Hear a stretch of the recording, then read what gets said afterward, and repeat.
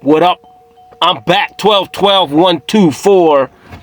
4th of fucking July, baby. Villains and heroes. NEFX. This is gonna be heated. This is gonna put you in your fucking place. Like, I mean, I'm a monster. I'm a monster. And the whole journey that I've been on has honestly just been a test of me. It's like, who am I gonna be?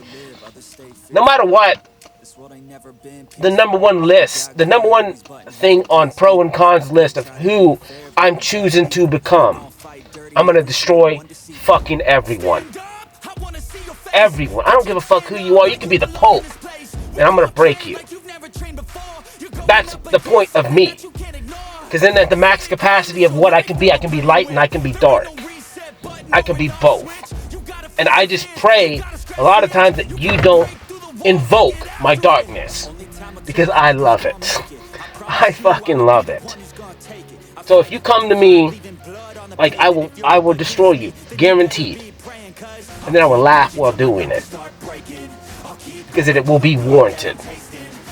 It will be warranted. It will give me a right based on the universe, based on the laws that you guys don't fucking understand. You guys are sheep. You guys whine about everything. You're not happy with anything. You get oxygen every second of every fucking day. It is a gift. A fucking gift. You whine about everything. You ain't got this, you ain't got that. I ain't got shit. I ain't got shit. A dude today, he's like, dude, you're high on life. I was like, yeah, dude. Yeah, I'm high on life because life is a reason to be high. Like, it's fucking fun. Everything is fun. Like, even in the darkness, even in the risk, and everything, life, existence itself is supposed to be fun. And this dumbass Bible book, and it's not the book is fine. But it's pride and ego of man. And coming up with all these weird understandings that you're supposed to suffer. Yes, shit happens. This song's going to talk about everything that I am. I'm both. I'm the villain, and I'm the hero. And at the end of the day, I actually like being the villain better. It's way fucking more fun. It's way more fun. A lot of it's super fun because like, God, I love Pride and Ego. I love watching it break. I love watching it shatter people. I love people becoming incapacitated when they were not incapacitated in the first place, but the fact that they're so into their pride ego, forcing and going against their own self, and I just walk in and break it. I break people. I fucking love it. I love it. I love making you cry. I do. It makes me happy. I get a chub. I love breaking the ideas of you. I love you being jealous about just me existing. I love the fact that I take everybody's fucking attention as soon as I walk into any room. I love it all. I love it all. Because it's ignorant, it's childish, and it's dumb. To let somebody else influence your fucking life. And the way that you feel. And if you're happy or if you're sad. It's the dumbest shit in the world. But the only reason why I can feel this way, live this way, and be okay about it is because I did it to my fucking self for 35 years. I was the bigger sheep than you. I assimilated to everything. I'm going to pause this because I fucked this up. Which is probably good because it's calming me down. Because otherwise, like, I'm just going to light some people up. But I get off on it. Like, the darkness is good. I don't know how else to explain it. You guys think that what you guys are doing is good, and it's not. You guys create these little gossip groups and go to your little 4th of July party tomorrow, and you're going to talk shit on everyone in your family that's not there. You're going to whine, you're going to complain, you're going to talk about her doing this and that, and she's with them, and she's getting divorced, her husband cheated on her, she cheated on her, and she's shit, she's this, she's that, da. Mind your goddamn business. You're not even fucking happy. So you deflect everything on everybody else. It's fucking childish. It's fucking ignorant. You're a waste of a human being. All of you. All of you.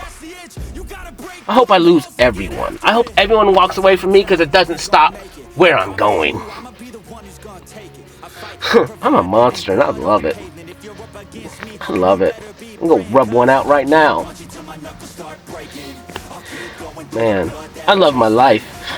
I love this. Like I said, man, like the best thing in my life was literally walking away from people. Walking away from my family, walking away from fucking religion, and understanding that the Creator is the Creator and all reality is of Him. And that a rule of man, pride and ego, you're always going to be upset. You're always going to get left behind. And so really, even though I understand that I have trust issues and stuff, I don't have trust issues. I just do everything for myself. Why? Why? Because of the pro and cons list. Because of the checklist of how no one else really comes in for you. That's different because right now, whatever, the wise men are coming. They're going to give me what is mine. Because they know who I am. But that's because their mind's not fucked. Of what other people think. And they're on a higher understanding of existence. And I'll accept whatever they come and give me.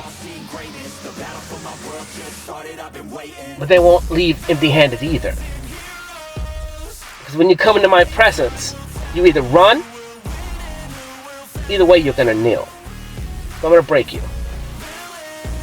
You're either going to call me this or you're going to call me that. And at the end of the day, I don't give a fuck. I really don't. I really don't. People that help me, they will be taken care of. End of fucking discussion. And I'm the judge of that. I'm the judge of that. I talked to a dude the other day and we were kind of talking about how the concept of me. I see the best in people. I really do. When I'm in your presence. And that's what I'm saying. If you come to me with some kind of shit, I'm going to give it to you back. And I'm not a loser. I'm going to win. I'm going to win. You may think you won, but when you're by yourself, you go to the bathroom, whatever. I put little time-delayed information in you that's going to break you. It really is. It's going to make you question yourself. It's going to make you question everything. And you're never going to tell me about it because you're pride and ego. My words are nice. They're daggers.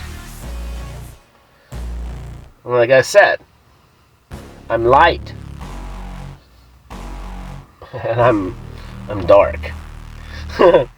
As you can see, my skin is dark. I am nothing but darkness. In order for darkness to exist, I have to be equal to or greater than light.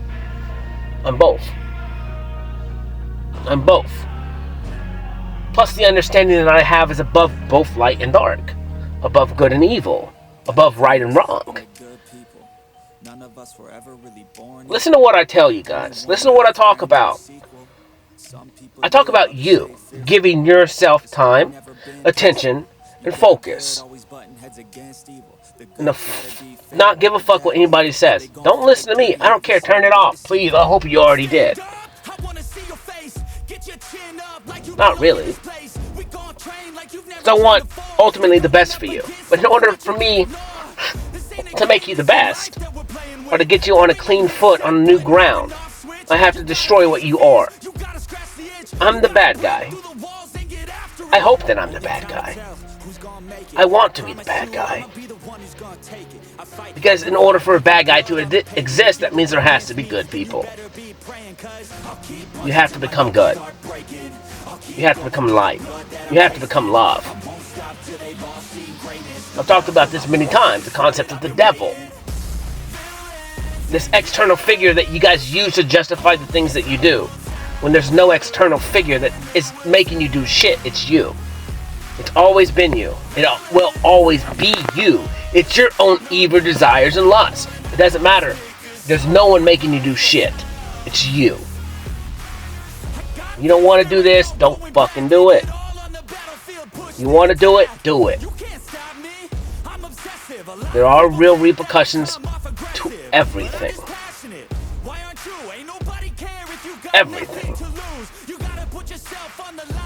Think about the stupidest idea. I don't know. You're in the shower. You're done. The soap falls right when you get out and you do not pick it up or clean it up. The repercussions, the possibilities have increased. The next person that uses the shower could walk in there unknowingly, slip on the soap that you left because you chose not to pick it up. Slip, fall, and die. That is honestly how crazy repercussions are in every instance of everything that you do. Now, there's multiple ways you can perceive this. I kind of feel bad by now using that example, because using that example, I see infinite possibilities of repercussions from that. Most of them tend to be negative and putting somebody else's life at risk. I'm not going to talk about any of those because I perceive it differently and I actually lost my perception that was good. Only reason why you would have left it. But there could be a lot of reasons. There could be a lot of good from it. It just depends on how you perceive it. I mean, say someone was sick, it's euthanasia. Who knows? Maybe you save someone from suffering physically for a long period of time. I don't know. But there's always a way to flip it and spin it. Always. There's always a possibility of a good outcome or a positive outcome that you can reshape it. It doesn't mean the loss of someone is good, but it doesn't mean it's bad either. You perceive it as a loss. I perceive it as something different. When my mom passed away, I mean, I already knew. I knew it was coming, but you still have to gear up for it. I just been gearing up for it for a while. For the inevitable abandonment of that. That's the way I perceived it, because back then, I was stuck in a childlike understanding of existence, where abandonment was an issue because I felt abandoned my whole life, but ultimately that was because I abandoned myself and assimilated to this white fucking Bible Belt world of gossip and this, and hiding things behind closed doors, and everyone's a freak, everyone wants to get fucked, everyone's cheating on their husbands and wives, everyone's molesting everyone, everyone's drunk, everyone's a wife beater, everyone's doing this, everyone's abusing them, everyone's a narcissist, everyone's this. And this, I'm done with this place.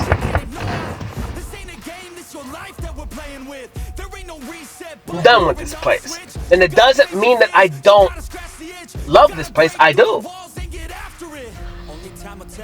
And I was thinking about this a while ago, where it's like, the way I talk on the internet is one thing. This is my time. This is my vent. This is my expression.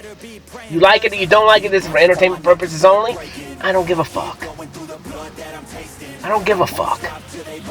Like, think about it. Think about who I spend time with. And it's probably not you. Think about it. And say I have a muse. I want all her time, attention, and focus. But I don't. I'm still living in this now, and she may not even be the best for me. And in all reality, I don't know. She's not treating me that way, so obviously it is what it is. But it doesn't mean I don't have unconditional love. And I have unconditional love for everyone. I want the best for everyone. Like, I know who I am. I do not compare to you. I'm not a sheep. I'm not a sheep. You guys can play this game of comparison because you guys are all fucking sheep. Bah. Have fun with that. Have fun with that.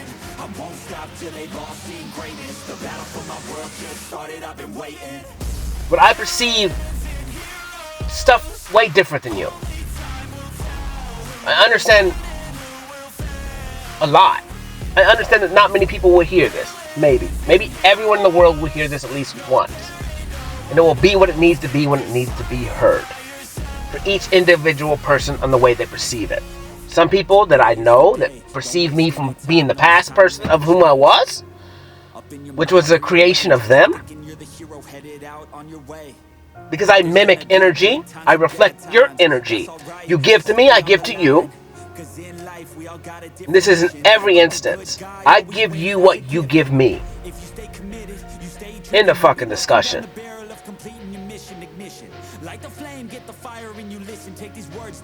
You give me something and I give you that in return.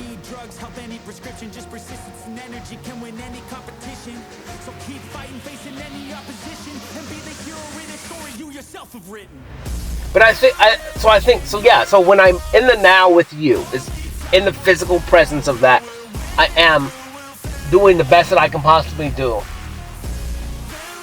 to help you, even without you fucking understanding or knowing. And everything I say, I'm planting seeds. I'm trying to lift you up. I'm not trying to break you most of the time. Unless you're like treating me like shit, then it's fair game. And it's fear. The reason why you treat me like shit is because of fear. And it's just an ignorant idea, because the fear that you produce and give me, I'm going to put you in more fear. Because hopefully that fear will break you, because fear is unethical, unrealistic, total fallacy of make-up and make-believe by you. It doesn't mean the reasons why you fear things aren't technically a possibility, because they are. But they're only a possibility because the fear that you use is power. It's energy. And in the creation of the reality that you make with that fear, it now becomes a possibility. And then now that you're spending all your time, attention, and focus on the fear that you're projecting and creating and putting into your reality, the strength of who you are and the power of your mind will create that fucking reality. You're afraid of me, you should be.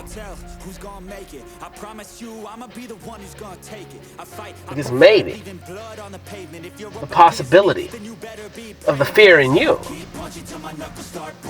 is because of the truth of me.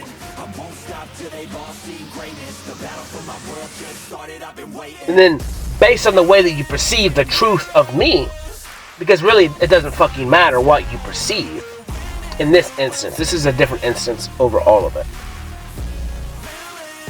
The truth in me is. It's exactly what it is. And the fear is you're projecting your insecurities in yourself. That maybe Cody, IVEA, whomever, whatever you want to call this, EEDEA, IVEA, I am me, the magnificent rebel, is exactly whom he says he is. And maybe the sun follows me.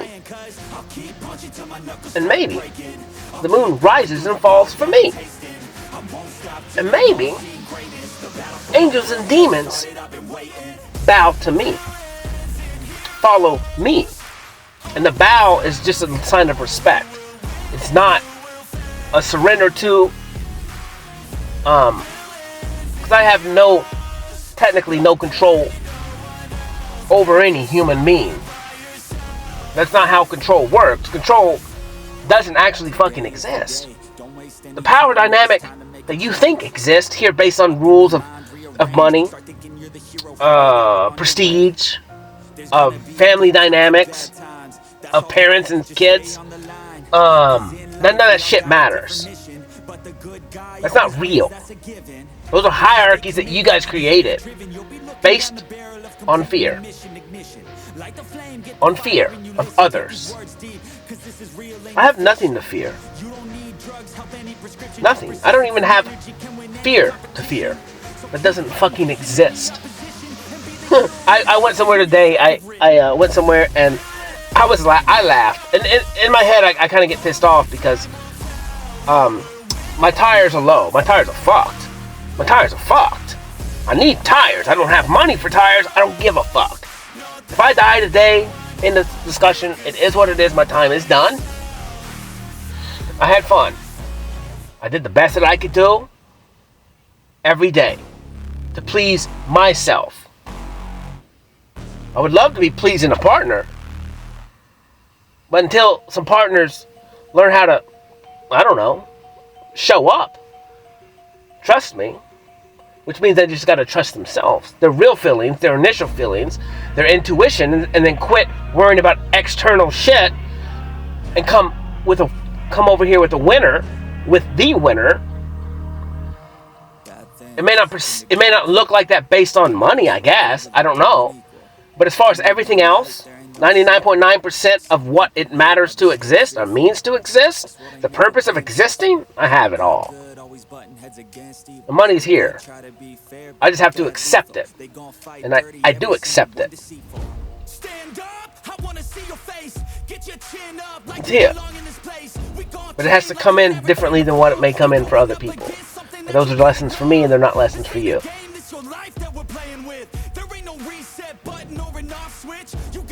And everything that I have and will get is because I worked for it. Literally.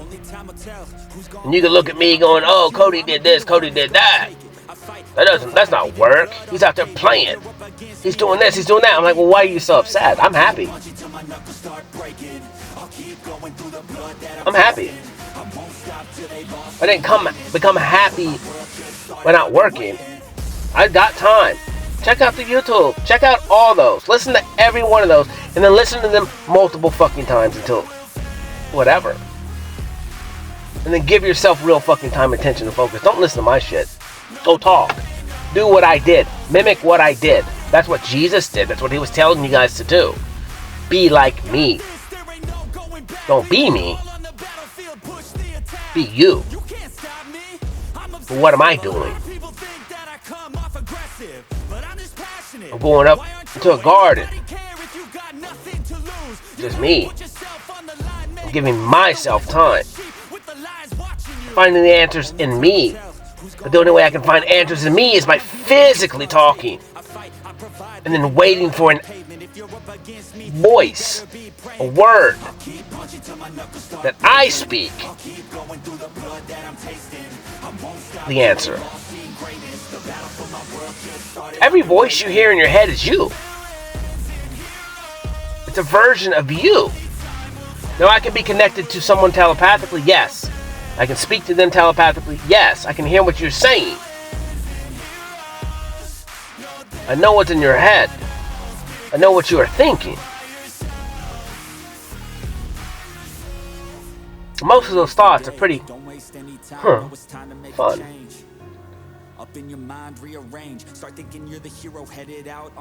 And in the future, we will be more into that. That's in the future. It takes time, attention, and focus, to trust. You know, if you read anything or if you hear anything, so in all the tribes and Indians and other countries, you know, people with schizophrenia, the people with borderline personality disorders, people, whatever, they would go to the witch doctors and they would become the witch doctors.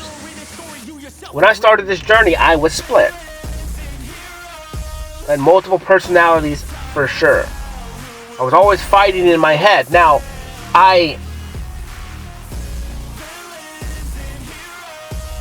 that's why I was pissed, honestly, because I would go against one feeling against the other, you know, and I abandoned myself, and I just don't resent that. But now that the anger is gone, it doesn't mean my anger's gone. It doesn't mean I'm not a dick. It doesn't mean I don't want to break you. That has nothing to do with anger. That has to do with fucking pleasure. Like, literally, I get off on it. Like, literally.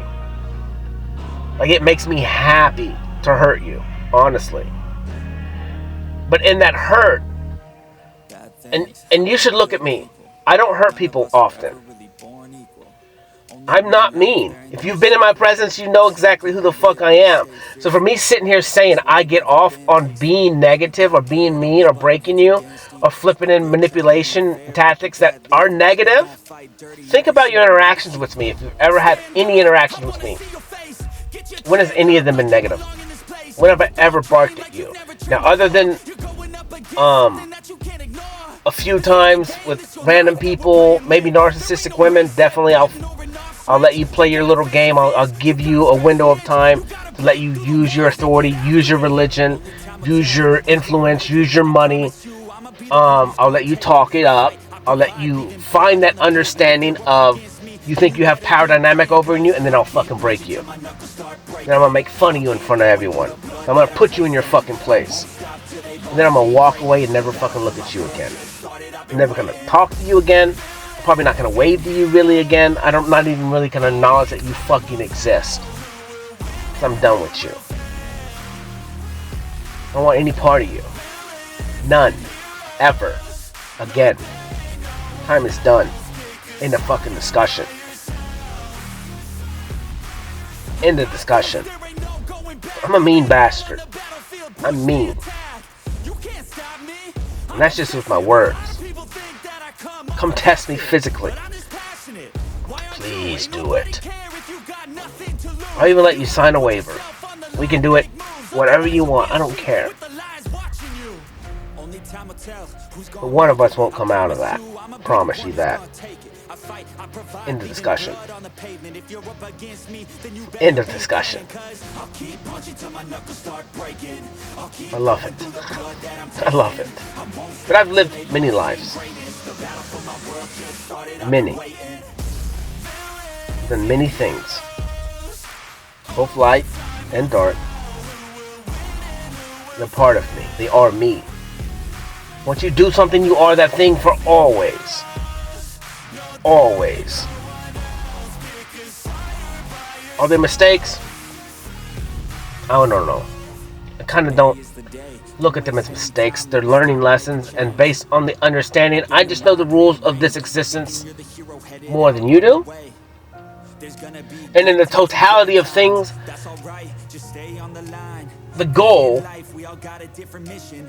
which don't take this the wrong way, this is for entertainment purposes only, the goal is to experience as much as possible, because with experience comes knowledge. And then with knowledge comes understanding. And then with understanding, that becomes, if you can understand that and then act that out, and you understand it completely, without separately without pride and ego, that is negative pride and ego, then you can become something better, something greater, where you have the capability of the light as you have the capability of the dark, and you understand that standing in the middle is where it is meant to be. I'll ride a fucking fence all day. Why wouldn't I? The worst idea, one of the worst ideas in this world, is either being far left or being far right. That's not fucking reality. It's not. It's so crazy that we have independence. How many independent presidents have ever won? I don't know. I have no idea. I don't give a fuck. Probably one, maybe. But like, that's what I'm saying. Like, it's a chess game. It's not even a chess game. It's above chess. It's a game that you don't even know the rules. You think they're playing checkers. That's the whole point. They show you. It's so crazy. It's actually very intelligent. Like the government, the people in power, like these people tapped into the dark side, and they understood how to rule based on the dark side. There's more power technically in the dark side, because the dark side, once you get past one certain level of the dark side, the rules of love technically don't exist when you're a low-level entity, like a low-level human, that is chasing nothing but pride or pleasure. And then they're clouded in the idea of hurt, of pain that's happened to them before. Most of the time, a lot of it is love, lack of real love, unconditional love. No worthiness, or they think your worthiness is based on the power dynamic of the world that they put on you, the world system, the money, influence, and then sex, and then making people do stuff. Most of the time, it really is sex. It's everything is kind of based on sex. And for men, you know, it'd be the fact of the root chakra, your pecker, whatever, the force of going in. Now, and that's where I have a hard time I don't like to force things on anyone. And I would like, whatever, the surrender of someone to me to be 100% authentic and real. And if it's not that, then I don't want part of it. So that's why people could perceive me as being beta, or that I'm not assertive. The difference is, like, if I speak the way I truly speak, like, that in itself is technically manipulation. Because the hierarchy that you guys perceive things are, like, the hierarchy doesn't exist with me. The hierarchy only exists if you allow the hierarchy to exist. But the vessel of who I am, the consciousness of who I am, like, there's no hierarchy. Like, that's a concept that doesn't exist in my realm. Now, in your realm of existence, it does exist in every form. But being that I'm number one, and I'm not number one in your little comparison game of he has this or he has this or that. This is just a realm of, like, who came first, the chicken or the egg. Neither. I did. I came first. Came before the chicken. I came before the egg. In every possible way. In every way that you could think of came. I came before it. End of discussion. End of discussion. And only in time will you understand this concept. Will the whole world understand it? You don't have a fucking choice. And a lot of what it is literally to break you. Everything is meant to break you. Because in order to be healed, we in our image have to break you before we can heal you. End of discussion. We have to break you.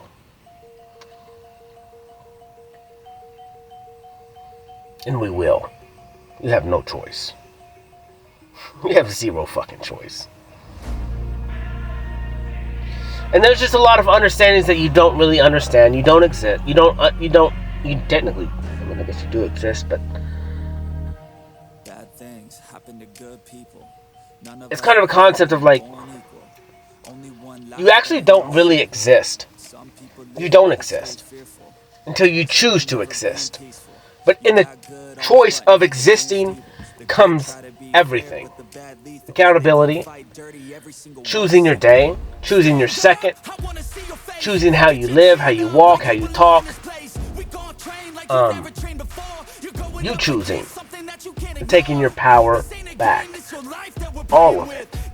Fuck your parents. Literally. Fuck them.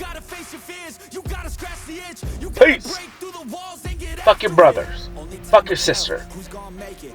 Fuck your aunts. Fuck your uncles. Fuck everyone. It's about you. This existence is only about you. Literally. Literally. What will make you happy? Why are you here? What are you here to learn? This is on a bigger, longer scale. Kind of like, what are you going to learn? You perceive it in the day-to-day, every second by second. But in the totality of things, it's based on the totality of your existence. And then the fact that you're given a chance right now to face this battle, to overcome this lesson, and then you never have to see it again. Because now you know. And so it's like a predestination kind of idea. Predetermined idea. It's not predetermined. The point is, I'm trying to think what the word would be. It's almost like Minority Report, where they had the people that can perceive the future. What kind of happens is, say now, we're just going to say you're in the timeline of this existence, the one that you hear this talk. You're in this now. Now you have all these lessons you need to face. You don't have to. Or you could so-called fail or lose or make the wrong decision. Not listen to your intuition, which is what is your God self. Your closest version to God. Your clearest thought.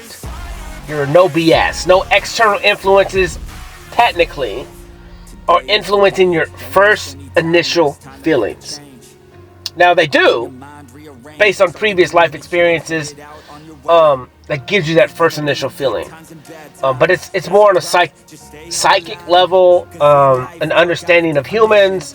It's all subconscious based, that is programmed. And then that's where a lot of this journey now, yeah, you can't really destroy that, man. I'm trying to think how to explain it.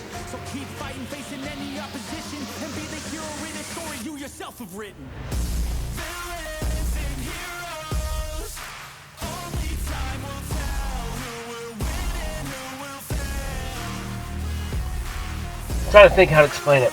I need to question that for myself. I need to, in one aspect of my life. In all the rest of my life, it's not as clouded. So you can get clouded. You can get clouded in different things. And the reason why is because sometimes that first initial thought happens so quick that the second thought that comes, is just as quick. And it's almost like you get confused, you get clouded in which came first, the chicken or the egg. And then you're trying to learn your lessons, right? And you're trying to overcome things. Some things are easier than others. But your hardest lesson is going to be the lesson. The hardest lesson is the lesson that you need to overcome the most. But it's going to take longer. Because those tend to be external. Because they're a little bit confusing, being that they're external lessons. Because the external lessons are actually multifaceted, where they're internal and external.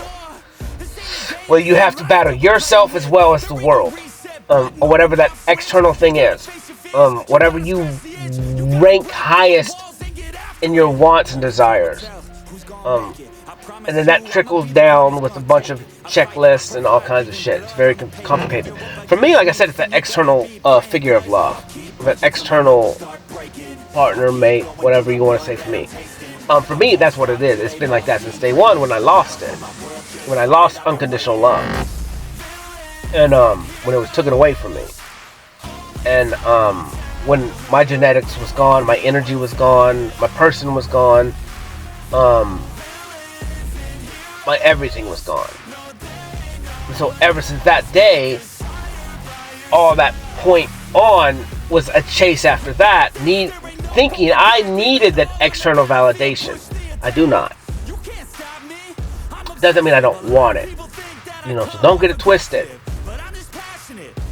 But I don't want it from anyone except one, singular. And it doesn't mean that, even if in my idea I wanted that from one specific, it doesn't mean that's where I'm going to get it. Because you get, I wouldn't say you get lost, but you have hope. Hope is a great thing. Hope is amazing. That's why religion is what it is, because it gives people hope.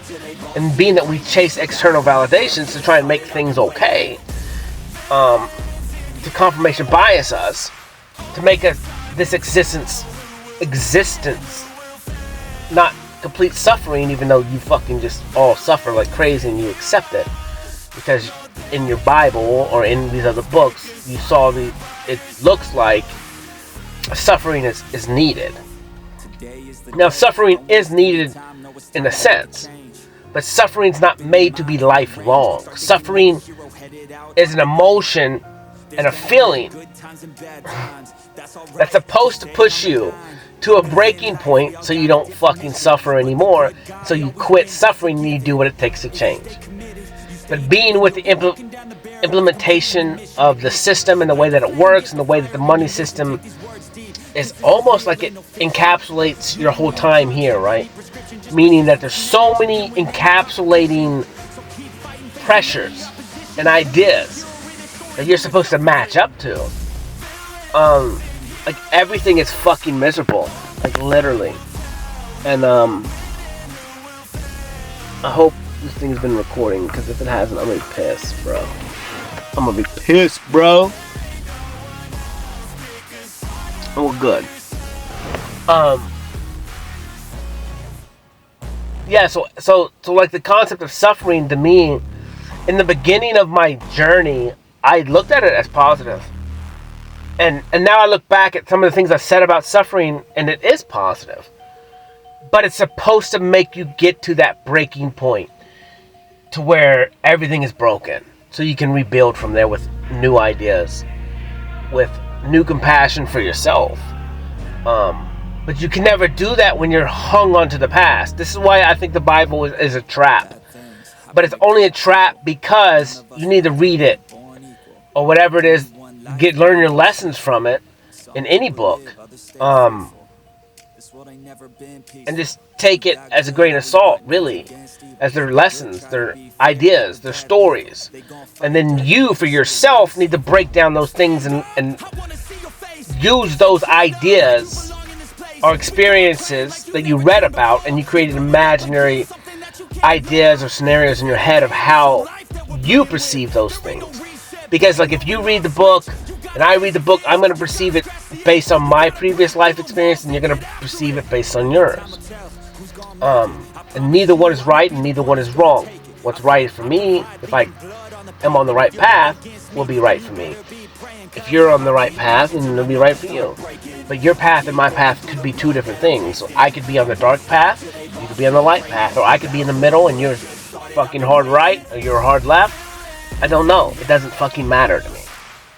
All I know is I want to make you happy in yourself. I want you to have worth in yourself. I want you to be comfortable in yourself. I want to teach you how to give yourself time, because that's the only freedom you're ever going to get, is in you. And in becoming the controller of your own chaos. And understand that it's not fucking chaos. There is a pattern. Like, you laid the pattern out yourself. You created the pattern. No one did it for you. The Creator himself did not.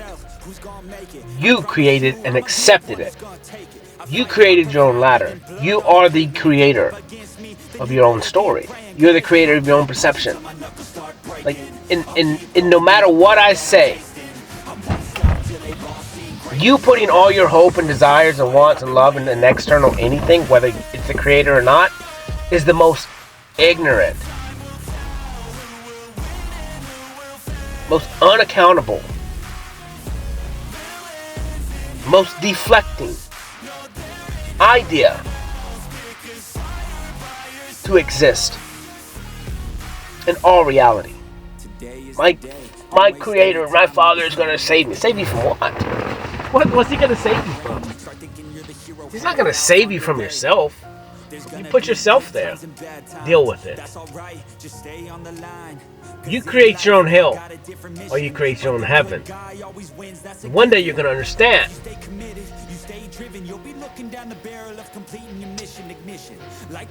One day you're going to feel, and the day is now. The day is today. If you hear this, you have no choice but to know that what I'm saying is true. Your body calls to you, but I'm in control of your body, technically. But my vibration connects to everyone. So I'm a master manipulator. I'm a master chameleon. I adapt when I need to adapt. I connect to when I need to connect. You have no control over that. Technically. Now you have control over how to react to it. And the reason why is because you are surrendering right now and you are giving me control. That's how it works. You are watching my content. I didn't push the button for you. I didn't put your headphones in. I didn't put your eyes on the screen. You did. How it works. Very fucking simple. You watch the Super Bowl, you're getting programmed. You are surrendering to whatever it is that you give your time, attention, and focus to. You are giving them power, you're giving them influence, you are giving them all of you. Way more than you actually think. Like I said, this is why the whole concept of me having one person is so important.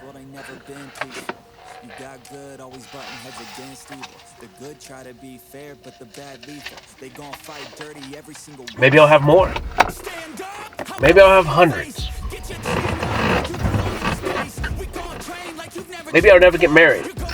But I will have a partner with me that will continue to be my best friend. That's going to be the end of the discussion. And it doesn't even mean it will be different. It will be different.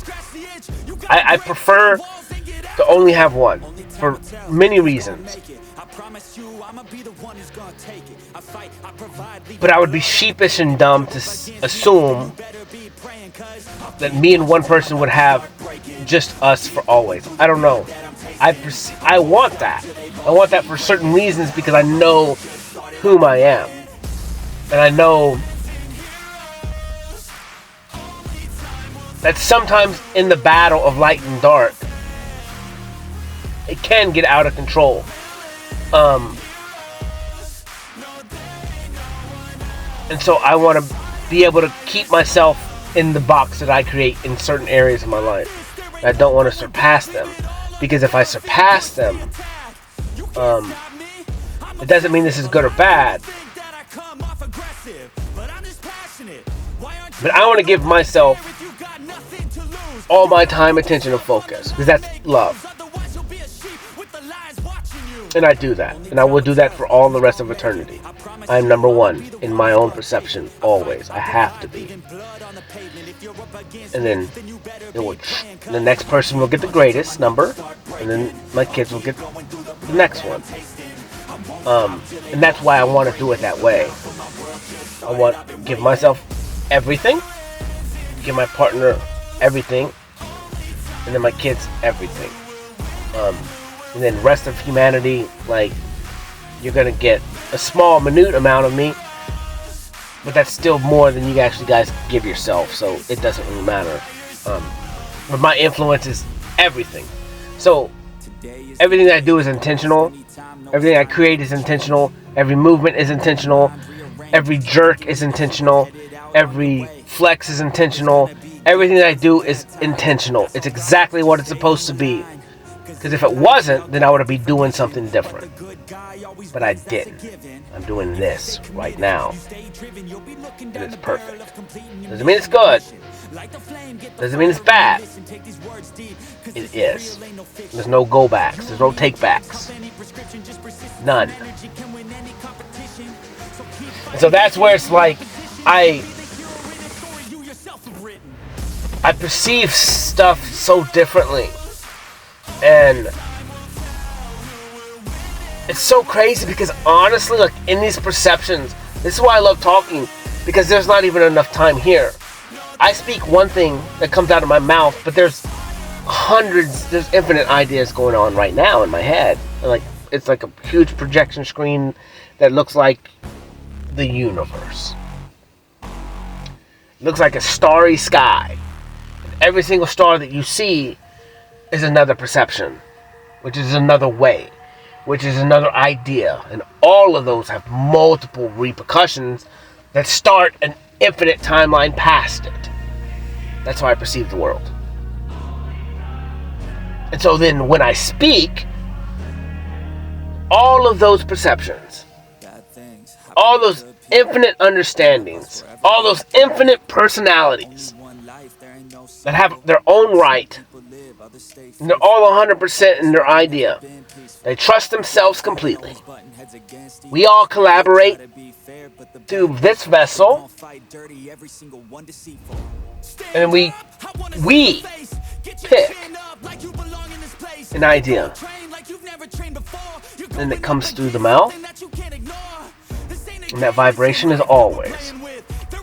Once it is out, it is always. You cannot stop it. Number one, you don't have the power to stop it. Only the Creator himself technically has the power to stop that. And he chooses not to, because the rules that he implemented in this creation are the same when they were created, and they will always be the same for all of eternity. He is the same before, and he is the same in the end. In the discussion. That's a leader. That's a good leader. Now, it's different. So, understanding, man, this is so confusing because this is two different existences. This is two different realities. But not even in, you can't even compare the two. Like, the human reality is one thing. It's a encapsulated existence, a plane, whatever. As soon as you walk into this realm of existence, The realm here has certain rules, regulations that are implemented and they cannot be changed. Now we don't know, I do, we don't know the way for all the rules. Okay? You don't know how all the stuff works. It's almost like you went to Linux. Your rules in Linux are different than in a PC or a Mac. Like everything has rules, and so everything's coded different because they're two different realms of existence created by three different creators, you know, and then there could have been multiple creators for each individual instance. So this is kind of the same thing with the creation of the world was created by a collaboration, technically, of creators, of ideas, because the creator's like me. The creator has infinite possibilities, right? And so in his infinite wisdom and understanding, if he had infinite number of perceptions, when he created the rule, every perception itself was another instance. Okay? And then it's almost like, so we have the universe, we have the stars in the sky, as is the creator had the same concept. Where he had infinite possibilities, and he ran through every infinite possibilities, which came with every infinite idea, with every infinite outcome. And then he created the rules in this existence, in this realm, based on all that, which means that's where the we comes from. We. Because of the master chameleon of the creator that he is. Meaning that, honestly, most of his versions had to rebel against other versions of himself. So if I claim to be a magnificent rebel, ultimately I'm just rebelling against myself. And as is the creator himself, he rebelled against himself. Like, half of him had to be the left, half of him had to be the right, and then other parts of him had to be in the middle. But every existence, every side, every step, every perception was needed to co-collaborate in the existence of this realm. Because it had to be able to give infinite possibilities. Meaning every possibility had to be able to be played out here for the game of life to be fair. Now, in order for the game of life to be fair, it technically had to be unfair for some people, or the way that they perceive it. Because if you have fairness, then it means you actually have to have the opposite, which is unfairness. And then, based on the understanding of the predetermined path of rules and regulations that men would create, being that they're literal creators, meaning that they have technically the same capacity of the creator himself, they don't have, I'm trying to think how they were blinded. When you come into the existence, part of the rules is a mind wipe. What would the term be? Where you hide something away. Where you hide something away with a set of keys, with a set of locks, right? And you have all these lockers. It's almost like your own stadium of existence. It's pretty fucking big compared to you. It's the same concept. It's literally the same thing. Where you're your vessel, you're your person. You perceive what you perceive. Kind of before you awaken, or before you tap into your higher understanding of existence, which you can understand more. And then the higher you go, the more you can understand, the more keys get unlocked, or the more locks become unlocked. But you have to unlock those keys. And the keys themselves is action. It's actually all based on action. But it's a series of events. It's a code. Code talkers, whatever. It's a code. You have to perform this code. Now the code is not like a simple code. It's not a simple password. It's based on time, attention, and focus, and then working out in a linear sequence to break the lock, or to open the lock, because that linear action, that code that you're not typing it in, it's more of like you're typing it in with the action, because the actions that you do are like each variable. But the variables aren't technically words. They're not letters, right? But in equivalency, they would be like a letter. One action is A, one action is 7, one action is B, one action is W, one action is lowercase I. So that concept. And so these actions, and then you overcoming these little steps and getting them right in a course, it turns into a key. It would almost be like it manifests into a key, into this reality. You grab the key and you put it in the lock and you unlock the lock, and when you unlock it, you open this locker. Now, in this locker, in each test, in each existence, you open the locker, and in that locker is whatever it is. I would just call it an answer. Now, the answer itself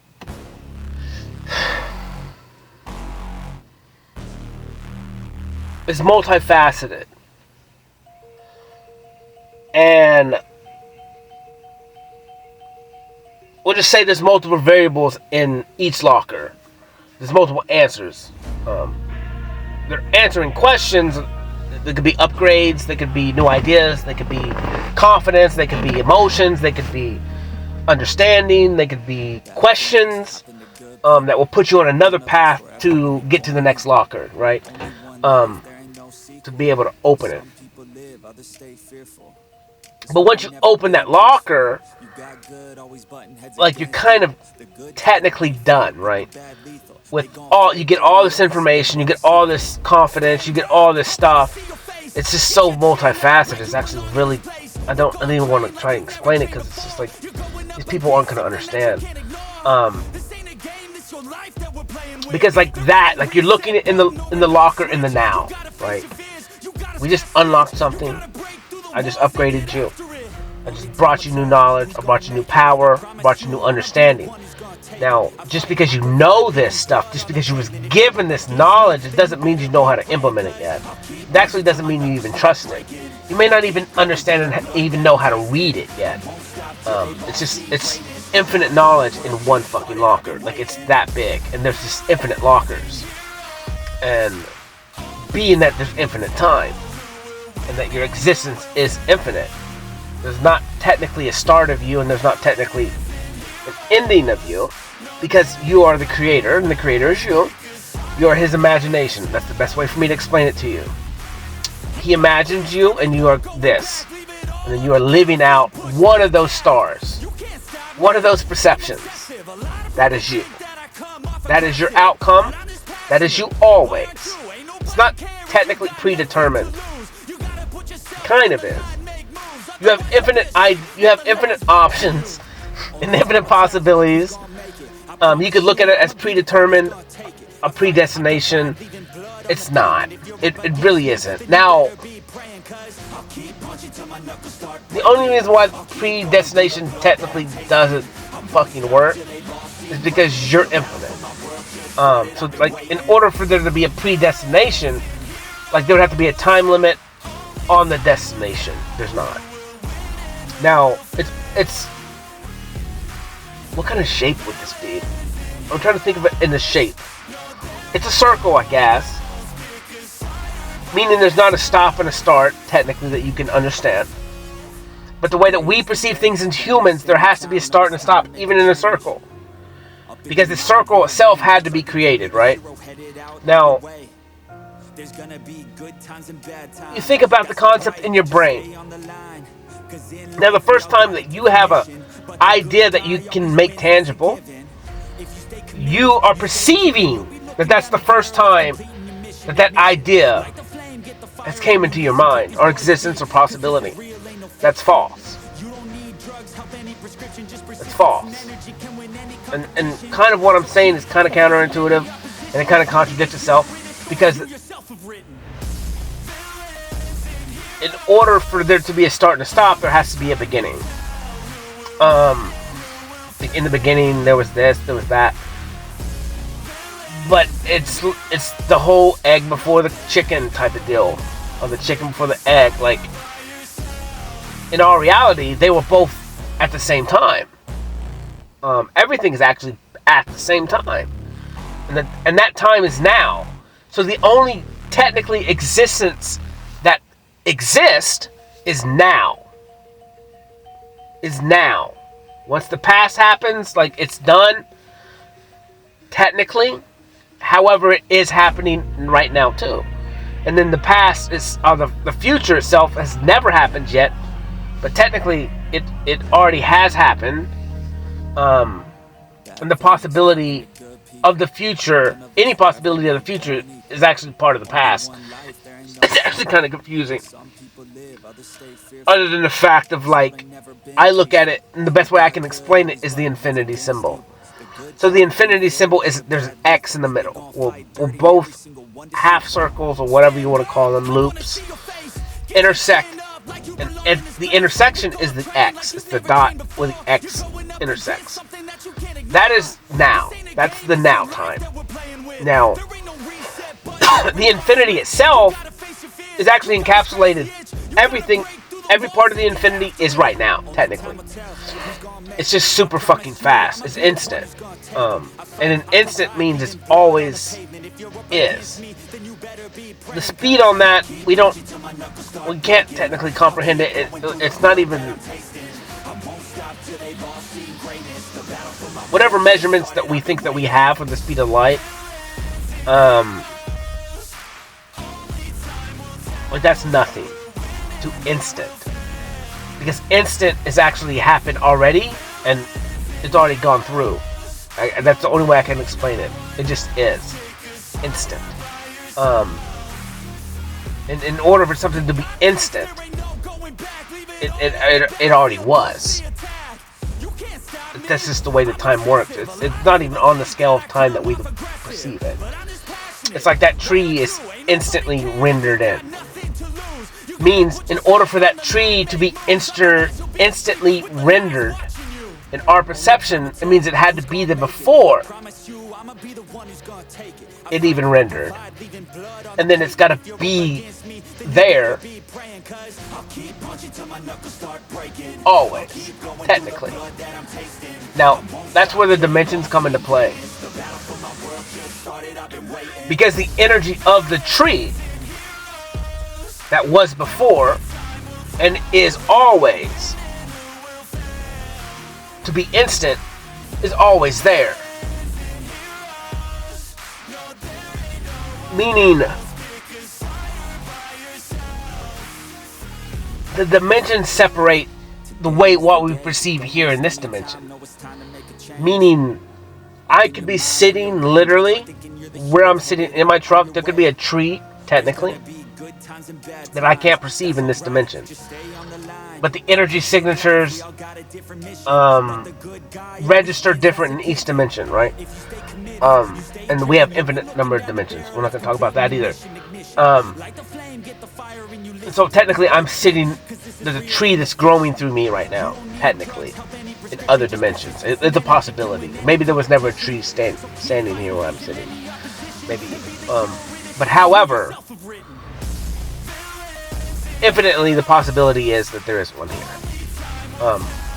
So I'm sitting in a tree, technically, in another perception, in another timeline, in another dimension. Now, the energy signature of that is always here. That's why it's called the Matrix, because the grid system, everything and anything can possibly be anywhere at any time, because it already is. This is teleportation. This is any concept of these magic things, any manifestations, any of this stuff, any kind of movie, maybe Push, I'm trying to think, Jumper, any of these ideas, like, that's kind of how all of this shit technically works. But it's an upgrade of the self, and then accepting and believing completely, like the faith of a mustard seed, you can move mountains. Well, you're not moving a fucking mountain, you're just registering the mountain where some are different. But it's never actually truly been different. There's just a possibility that the mountain that you're perceiving over there could be over here. But it takes faith like a mustard seed, which means absolute belief in. And it's not even belief. The word belief itself is less than. Because in order to believe something, there would be a time when you didn't believe it. And in that belief itself, then you can't have faith as a mustard seed, because in order to believe it, then at some point it was a lie. That's kind of where I perceive it. B-E-L-I-E. It's a lie. Be-lie. Whatever, there's a lie in there. And so you have to come to the point, like, and it's a very difficult idea to live in the now, because in the now there's not a previous version of the past, technically, but you can hold strong into the now, and you can put new parameters that your life exists only in the now. It's very difficult. I'm getting to that point.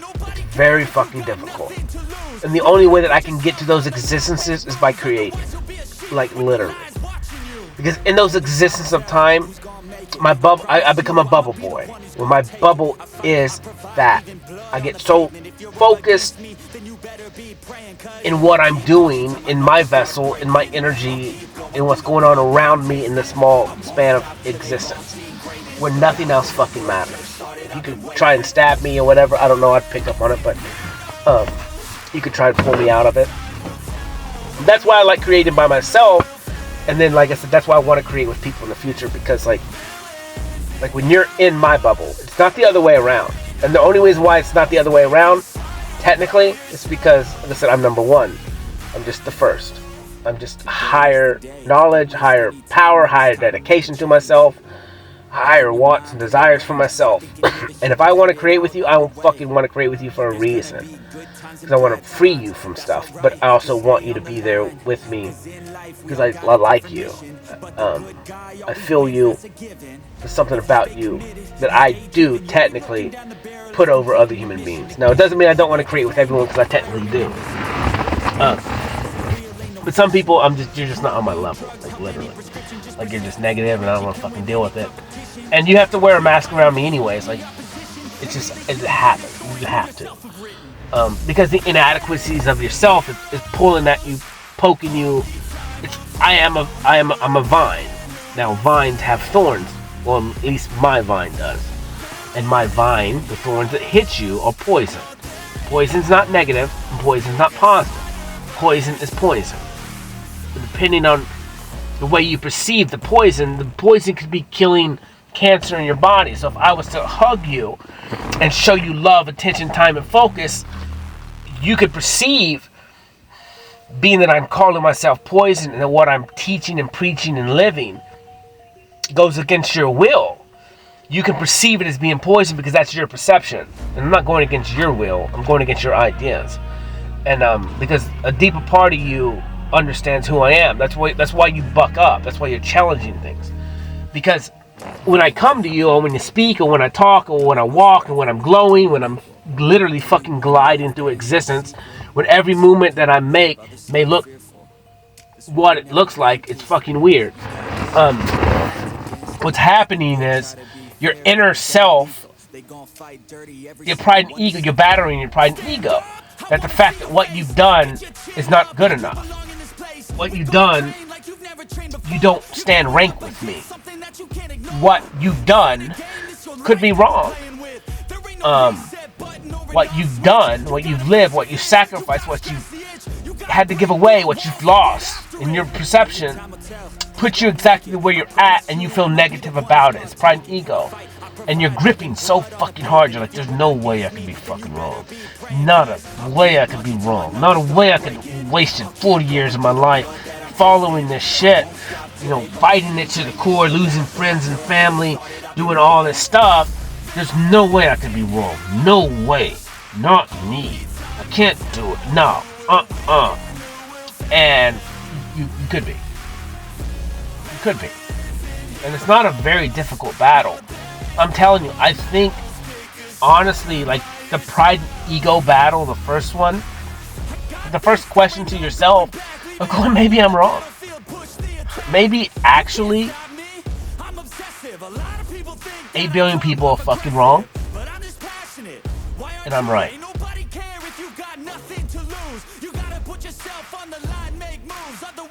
Or, you know, like, or the way that I was mimicking and acting like 8 billion people, maybe they're fucking wrong. Like, literally, like, someone's gotta be wrong. Someone has to be wrong. It's either me or them. It's either me or them. Because they're actually all the same. They're all doing and chasing after the same thing. External validation. External validation. And in the concept of external validation, which is very fucking difficult, especially when it comes to like love or a partner, at least in my perception. For me, like I said, that's one of the harder things, but that's different. When you, most people, not most, but a lot of people have their parents. And so the concept and the perception of the experience, like you don't not have what I didn't have. Okay? Like it's not part of your reality. So the things that I lost from day 1 or day 5 of my existence in this realm, in this version of me, you had always. I did not. I didn't have it. I had it for a minute and I lost it. And even in that minute that I had it, it was diluted and confused and confusing from day 1. I hoodwinked on day 1. I got Scooby-Doo on day 1. Huh? Huh? So I'm not saying it's good or bad or pity me. I don't know. It is what it is. And it was a blessing to me. Like literally. Like everything I went through in my life, perfect. Perfect. Exactly what was needed for the outcome of me right now. Everything. Every fucking this, every abandonment, every rejection, every I'm not good enough, all this stuff, I just perceived it wrong. Literally. Until I perceived it right. And then I started walking in that right perception. It doesn't mean the pain, the scars, the burns, the shattered fucking heart wasn't real, because it is. But my ability to stand as tall as I can, to lift my head up high, to love myself, and to choose that from this day forward, or whenever I started, I'm never going to go back to that. I'm not going to be that. I don't want part of anyone who isn't that. I honestly technically don't want part of anyone that brought that on me, because it is real. The stains are real. The blood is real. The hurt is real. The pain is real. And the only reason why it was real is because I was looking outside of myself for the answers. So I got answers. But I didn't get my answers. I got the world's projected answers on me. And they were all fucking wrong. For me. They could be right for you. Have fun with that. But they were wrong for me. So then now I'm in the time of like transitioning and having to live my life the way I have to live it. And in doing so, you have to empty out what I like to call Santa's sack that he carries on his back, that's filled with infinite toys, right? It's based on the concept of Santa. You know, like when you're a kid, it's like, how does he get all those toys in that bag? Like, how does he go through the whole world in one night and give everyone Christmas presents? His bag has to be infinite. And that's kind of like your reality, where it's actually limited, because it's only from the time that you existed technically here in your little mind perception. But in the grandiosis of things, in the grand scheme of things, in the bigger picture of things, you have the same sack that is infinite, that is carried on and collected from lifetimes. And so, in order to walk into heaven, it's, to me, what I picture is you're walking kind of in a desolate place. You know, there's stops along the way, there's oases along the way, but it's still a difficult journey. It's not easy. It's long, tiring, and it's all by yourself. And technically, in this part of the journey, the moment you walk away from everyone, you start questioning things for yourself. You walk away from society. You have to. There's no choice. Because every single time you stop on this journey, then you're putting more shit in your bag. Because most interactions with humans are negative. You know, like, it's the same point of, like, you get married, right? And then you get a divorce. Like, you're going to have you're going to focus more on the negative that's in your sack than the positive. It's how it fucking works. I don't understand why, though. I don't understand why, though. It works that way. Why we don't think about the positive things that people do, but only the negative. And it's almost like, man, that's a crazy concept. And I thought about that a long time. My whole life, really. The concept of why do people always remember the negative and they don't praise you for the positive? This world ain't never been peaceful. You got good, always butting heads against evil. The good try to be fair, but the bad lethal. They gon' So there's a couple ideas. Positive things happen to you, or people do positive things for you. You roll into a narcissistic idea. This is just an idea for me. A selfish idea. And so when you do positive things, you feel like you do those things. So when you get positive praise, a positive this, a positive stuff that people do, you accept it as like you kind of deserve it, right? You just kind of become single-minded in the pride, right? And then when people do negative, you only perceive that they're doing negative. You don't look at yourself as part of that negative, the influence of why something negative happened. So you blame the other person for it. It can't be me. It's not me. And I look at my life and I'm going, there's a lot of negative shit that I've done. And I can perceive it as negative. Even if my intentions were good, I can understand what it was negative on my part because it was hurting me, right?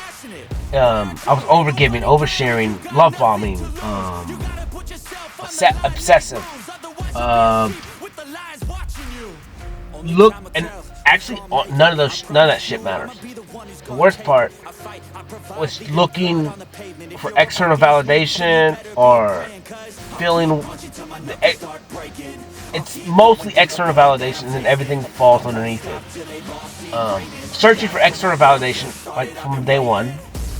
Looking for praise, maybe a mom, unconditional love, and then looking for hope that somebody was going to come into my life and fulfill all those needs for me. And like that's the most deluded, fucked up idea ever, and I lived in that for 35 years. That someone was going to save me. No one's coming to save you. No one. I mean, I'm kind of here to save you technically, but I'm not going to save you. I can't. It's unrealistic. It's not real. The concept of Jesus dying on the cross for you, like I said, is unrealistic. It's not real. It's not how it works. He cannot save you.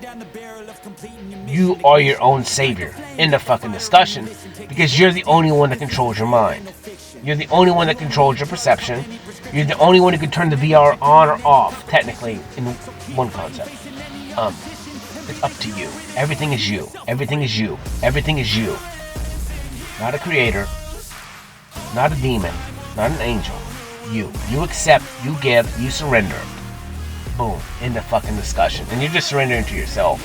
It's all just different levels of you. It's that infinite universe of perceptions. Which star are you going to pull down and act in tonight? It's you. It's all you. Everything.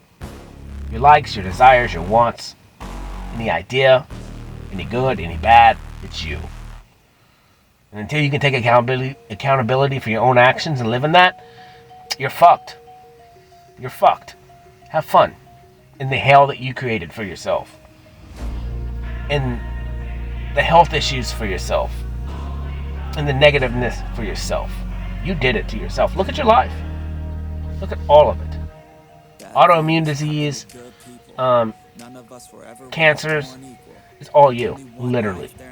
Everything that is in your life is you. Now, I would say that on a I need to look at that, maybe. I need to look at that because some shit is fucked up. And, no, it's all you. So even if your kids have issues and shit like that, it's you. They're you. They're another version of you. They're your genetics. They're your DNA. They're your traumas. They're your joys.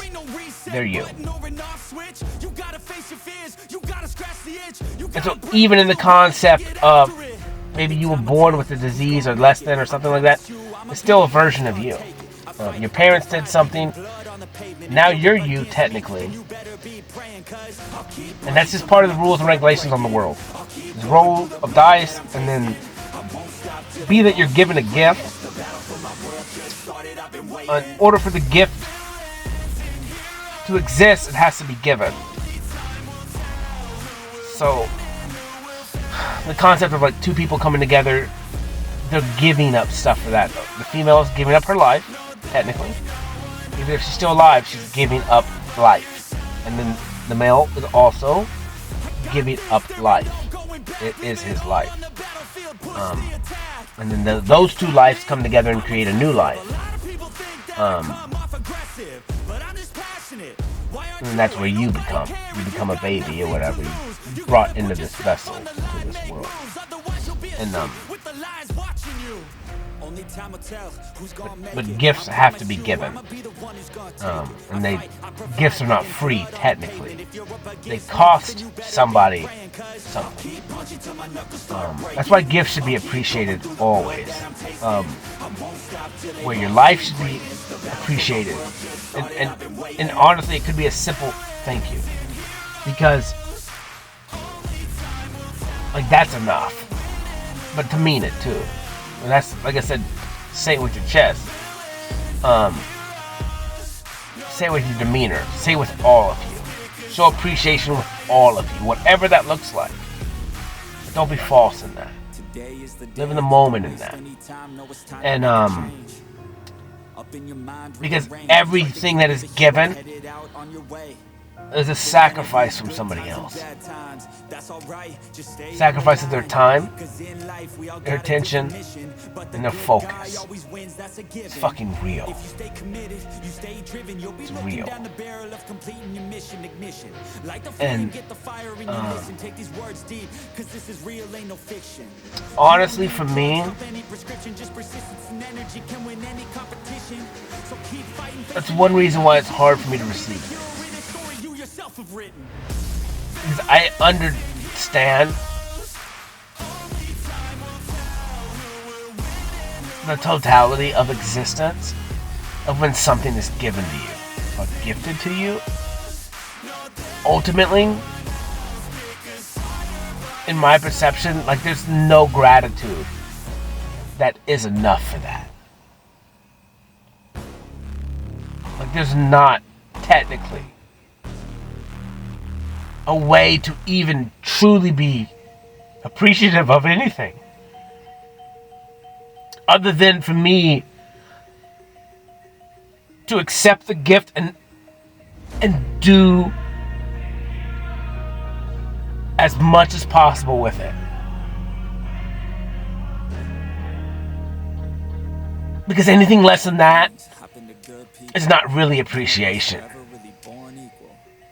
Like, honestly, it's very fucking difficult. It actually is a difficult thing to do. To feel like you can show enough appreciation, technically, for what someone has done for you. Other than, like, in my concept, like I said, is that max surrender. And it's a fucked up idea. That's what fucked me my whole life. But like I said, I surrendered to my mom because I knew, this is what's so crazy, people don't understand, like, I knew this stuff always.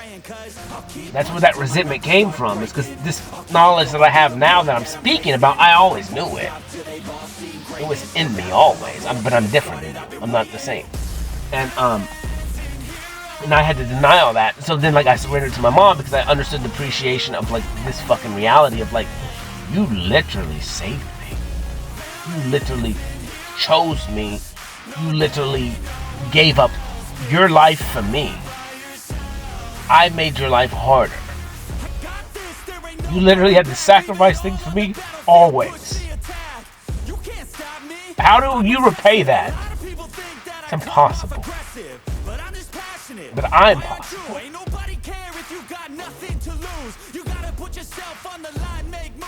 So even though my mother's not here, part of me being able to show gratitude and appreciation, even though technically her vessel's not here, she cannot perceive or see me. And when she was here, I wasn't capable of showing her physically with what you perceive as physical love or stuff, but I surrendered, so it was kind of totally fucking different. But you know, it's kind of like how I talk about if the creator, if I'm the imagination of the creator, if he gave me a gift, the gift to live, hundreds of lives, thousands of lives, millions of lives, millions of experiences, millions of time, like, how do you create, how do you praise, how do you show appreciation? It's not about praise. How do you appreciate the gift that you was given? By living to the fucking max capacity of what you can be. Both light, both dark, and hopefully help other people perceive and see and live what it means to have gratitude of existing, of every breath. Like, it goes into your nostrils, like just the little things that we think and take for granted every day. Food, water, that we don't fucking need. Like, I'm fat. I'm overweight.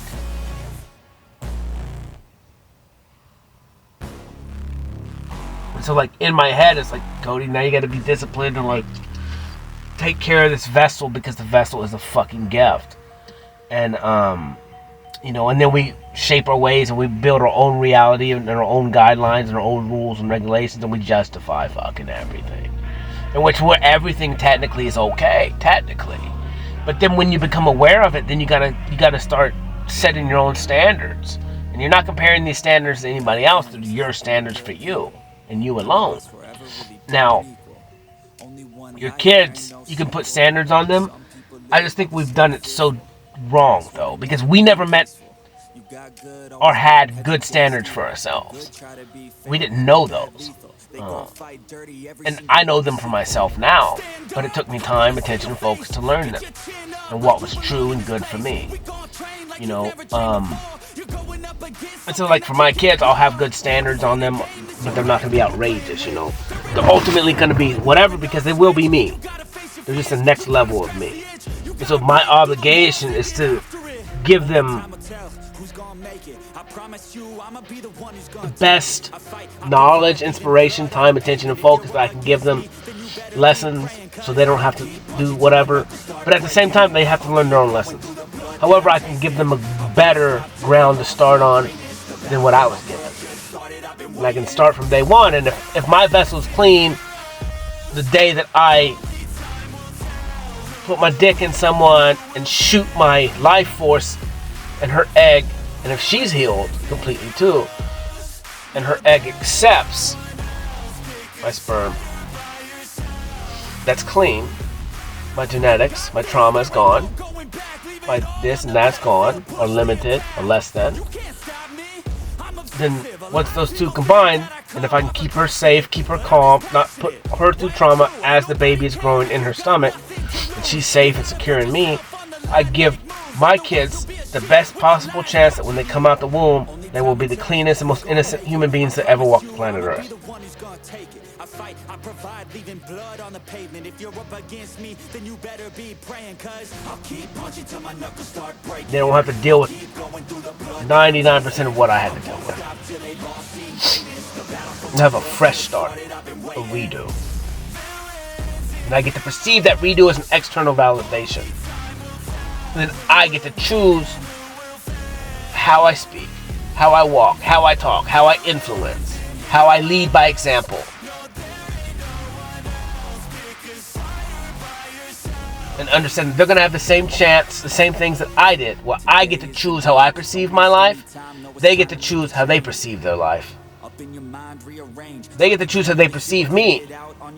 However, as long as I walk a narrow path and I don't veer from it, they can only perceive it one way. And that's the way that I walk. So they can create stories. But they can only create stories if I give them the energy or the opposite knowledge of what they perceive. But if I'm the same always, then any reality that they create will have to be fictitious. Now it's possible, it could be real. There's the possibility of the opposite of what I walk. That's a real thing. But they'll never see it from me. They would have to create that story in their ideas, or someone would have to create a story via mouth, spoken word, about something maybe that I was before. And if you do that to my kids, we're going to have a fucking problem. They can ask me anything and I'll show them whatever that's in this world. They have the right to see it. But if someone speaks some shit on me, like, we're going to have an issue. Especially when it comes to my kids, because I'm here to protect them. I'm not here to fucking protect you. If you slander me, that's fine. But if you slander me in front of my kids, I'm going to slander you. Not with my words. I won't even touch you, honestly. I don't have to do that. I'll let my little brothers do it. Because I'm here to protect them from the shit that I lived in, which was the evil pride and ego of man. And like I said, those kids are me.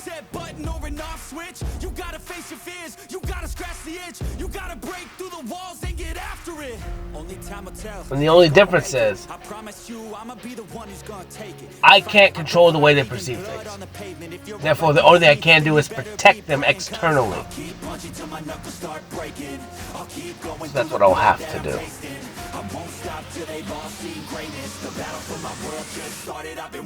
If they're important to you or not. To me. In all reality of things. You're either with me or you're not. In the discussion. I'm not here for you. I'm here for me. I'm here for me. And they'll be like, oh, Cody, he's selfish. Yeah. Because anything less than that is ignorant. And my selfishness is way less selfish than you. Like in every possibility.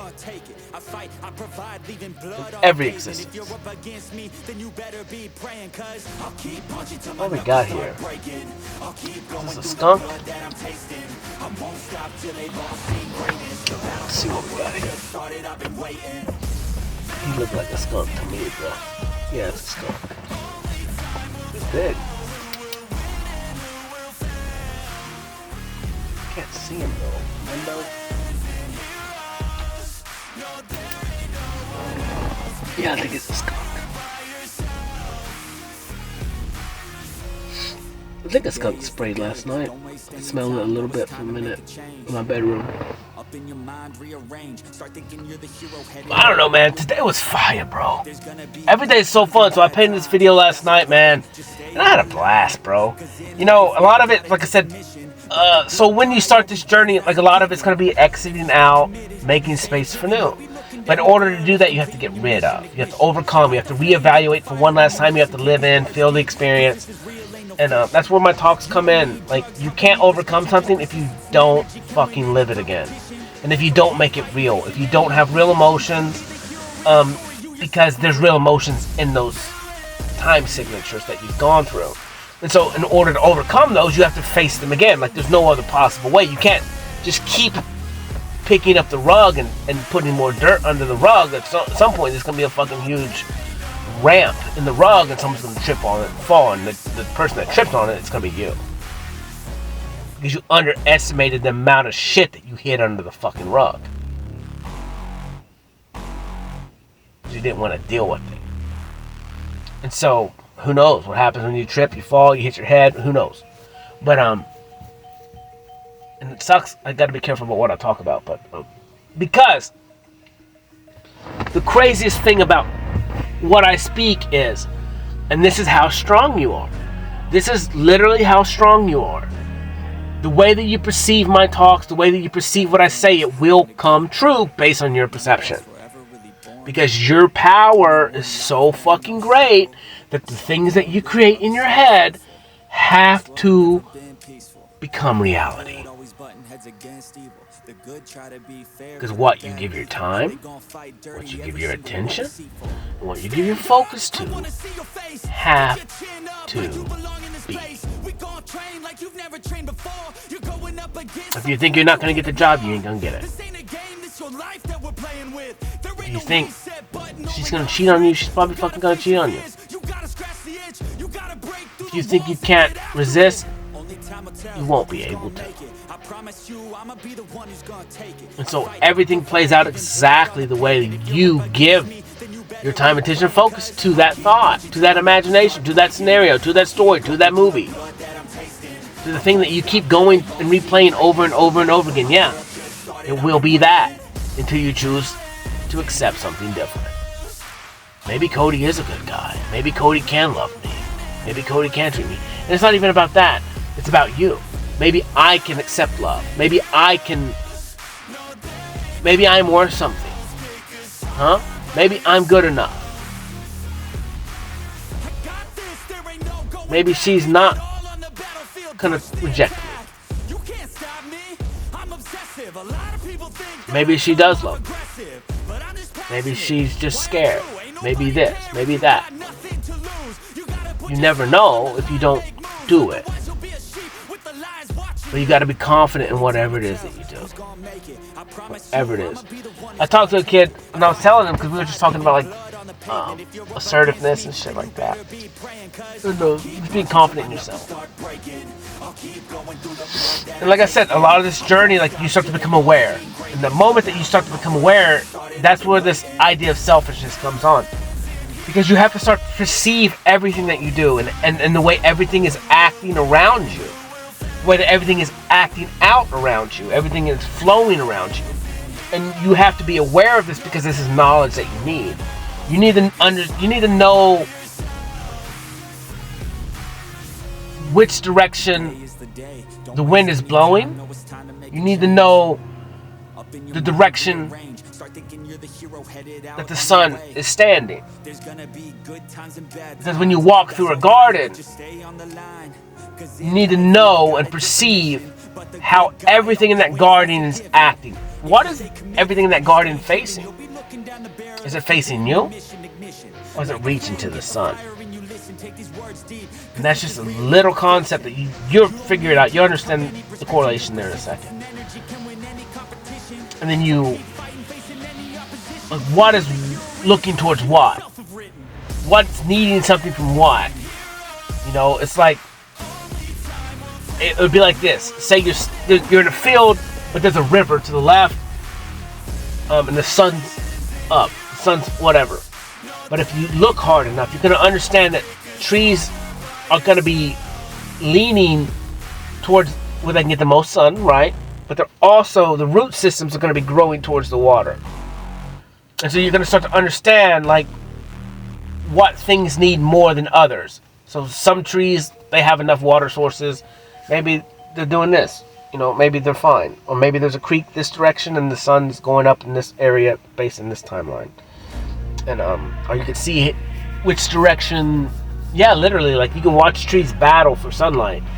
You can watch the way petals look and flowers are blooming. They're blooming towards the most sun. You know, unless they're like a nocturnal flower or something, then they would be, you know, kind of on the moon scale. You start to look at this and look at how nests are built, where they're built, which way they're facing, beehives, everything in nature. Like, everything has its own rhyme and reason in place, and what they're doing and what they need. They're facing those directions because it's a straighter line, you know. Quickest point between two places is a straight line. And so, like, you start to correlate everything in awareness and, like, which way is her legs moving. Like, there's all kinds of psychology and stuff too, you know, like if her feet, where her feet are facing, she's, you know, unconsciously is giving me signals that she's into me or not into me. Like, what's her gaze look like how long does she hold eye contact? Is she nervous? She look down, she look away, she can't look me in the eyes. Some days she's confident, some days she's kind of in her dark energy and she's propped up. But then again, like, I created that also too, because I filled her ego. I boost them up, you know. I do these things that boost her pride and ego, which is negative really, because she's looking for and chasing toward attention. So then you can see the dynamic and how women work, or how specific women work, where they need attention, or that's where they find their worth, and then they can use and abuse that, or they understand that they have siren ability, or their sexual energy, and they're really good, or they're dark into that, and they're attached into that, and they're comfortable with it, and they understand the capability of their siren energy, their sexual energy, and how they use it. You know, and then there's all kinds of stuff, whether it's give and take, push and pull, how they give you good energy for a second and they pull it away. It's manipulation. It's just trying to get the power dynamic over you. And they're like, how are you going to play in this stupid ass game? And so that's why I get pissed off in this world, is because of all these women are playing childish ass games. They're not fucking smart. They're not intelligent.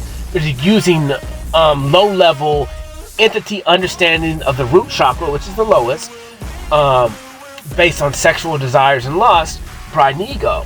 And then they think that there's something when they're nothing. But this is just how they were raised, and then they got these things, whatever, they had lack of things when they were younger, and they realized that now they got things that men want, or attracted to, or they can know how to make the man subconsciously surrender and perceive hope and desire in a woman, and then she can take it away in power dynamics and all kinds of shit. And so a lot of it is what it is. So I'm playing these games with these women, actually high level women, where they're pretty good on their dark side. The only difference is they don't understand that I'm darker. But the only reason why I'm darker is because I'm lighter as well. I'm both. And either way, I'm on both extremes. I can touch both extremes and then be safe in the middle again. So like a lot of my ideas and things that I have to battle with these women, it's not really technically a battle. It's just, I'm just here to kind of break you. And then sometimes, like I said, it's why I only literally, like my whole life, I'm trying to think, probably 5 women that honestly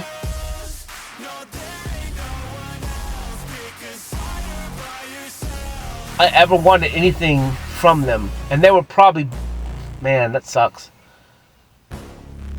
I see the max potential in these women, like max potential, max greatness.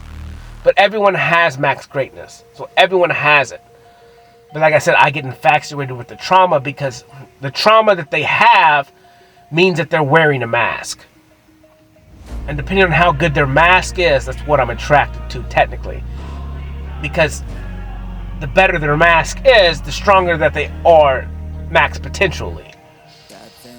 Because that means that the pain that they have or gone through is max and actually closer to mine. And so being that their damage is closer to mine means that they're more in line with me, meaning they have a greater come up, they have a greater potential And in the darkness that they live, that means they have a greater love. And so my goal is to unlock the greatest love in them, because I have to unlock the greatest love in me. And in order for me to unlock the greatest love in me, I had to face the greatest darkness that I could possibly face and then overcome it.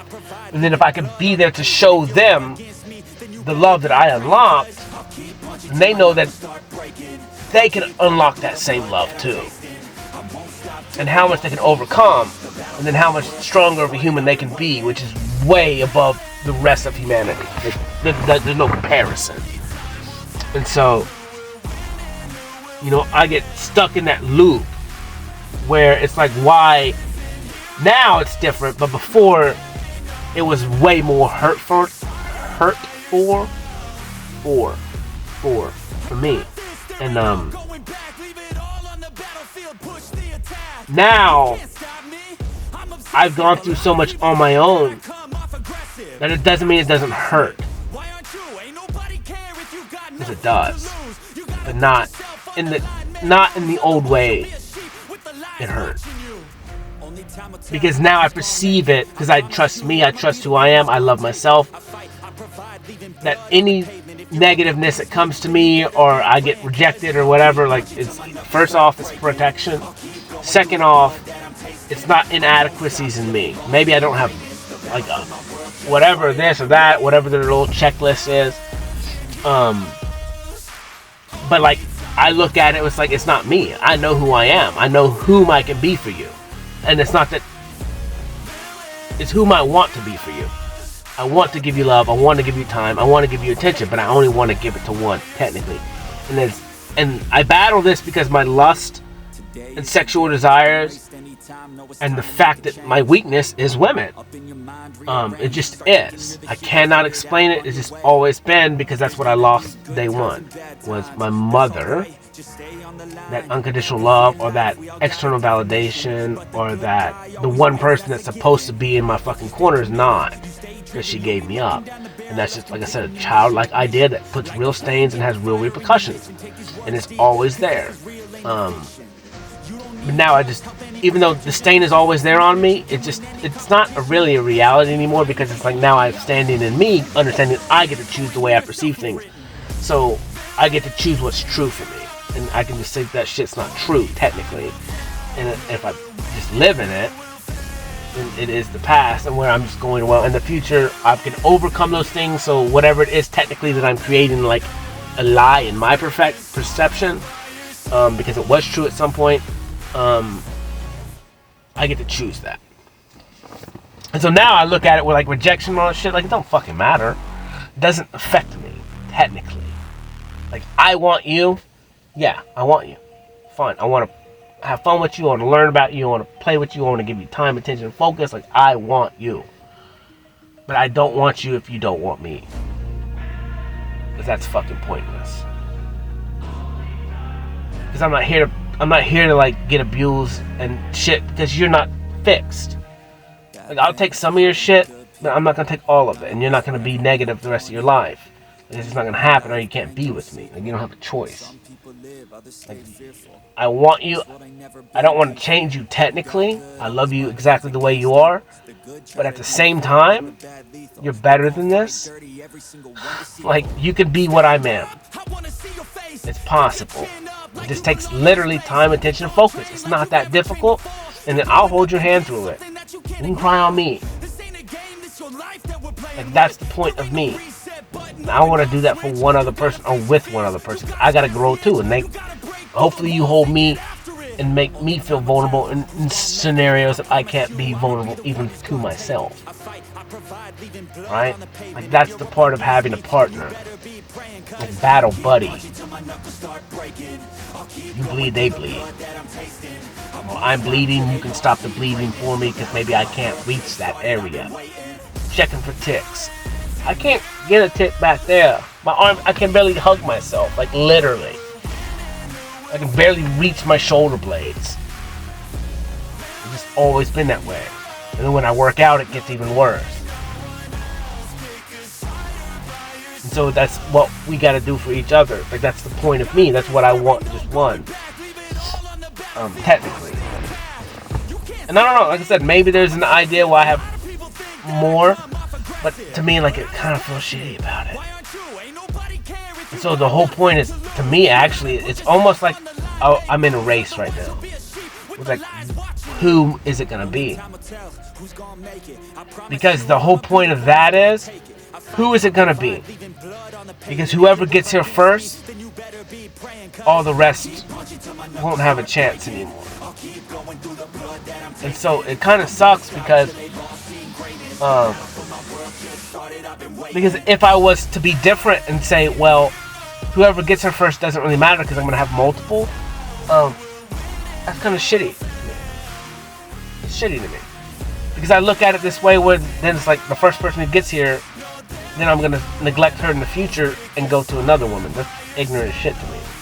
Now it doesn't mean that we won't want to grow together for a while and then always be friends forever, and then that maybe she wants something.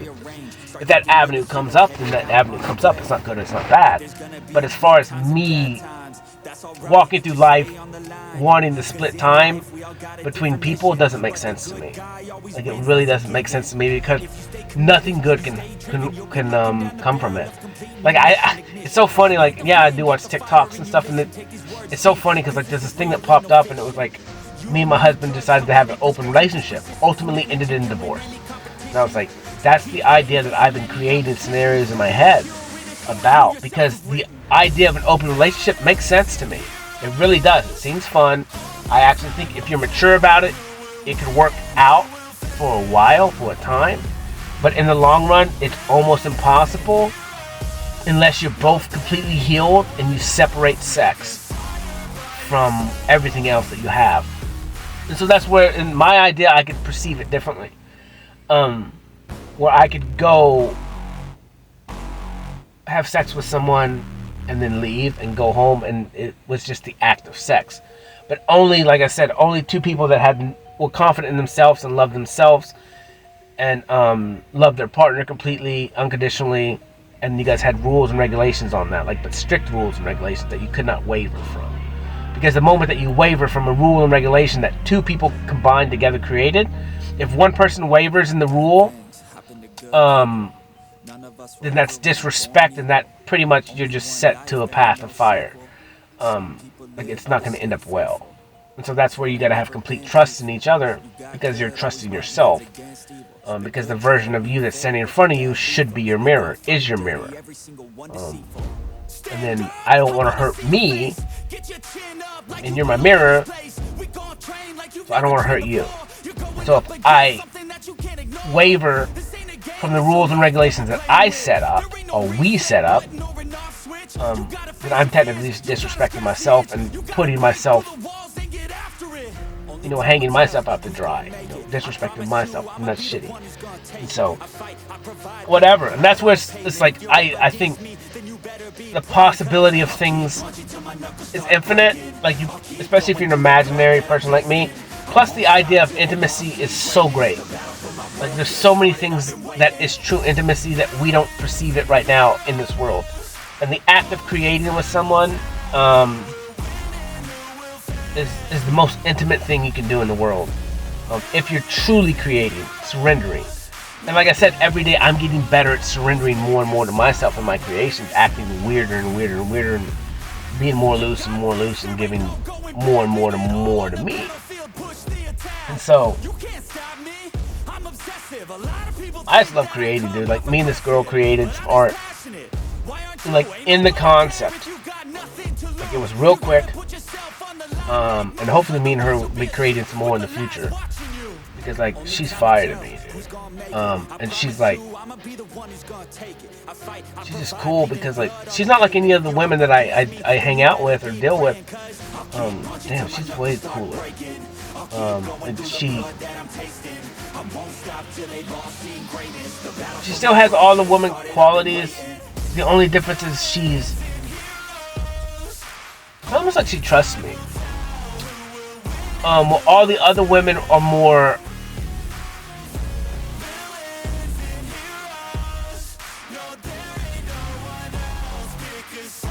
I don't know, she trusts me a little bit more. speak to anybody else. But we've had good talks, communication. Plus our energy just bonded together the first time we saw each other. So, but we created art together, and like even in that scenario, it's so crazy because it's like I trust her completely, and I feel like she trusts me completely, and we don't even waver in that. It's almost like she knows that I'm gonna be me, and there's no judgment in that. And then she's gonna be her, and there's no judgment in that. It is what it is. Like it's just pure. I can't explain it. Which I've never actually even had that with any other human being in the world. And so like in the idea of like creation,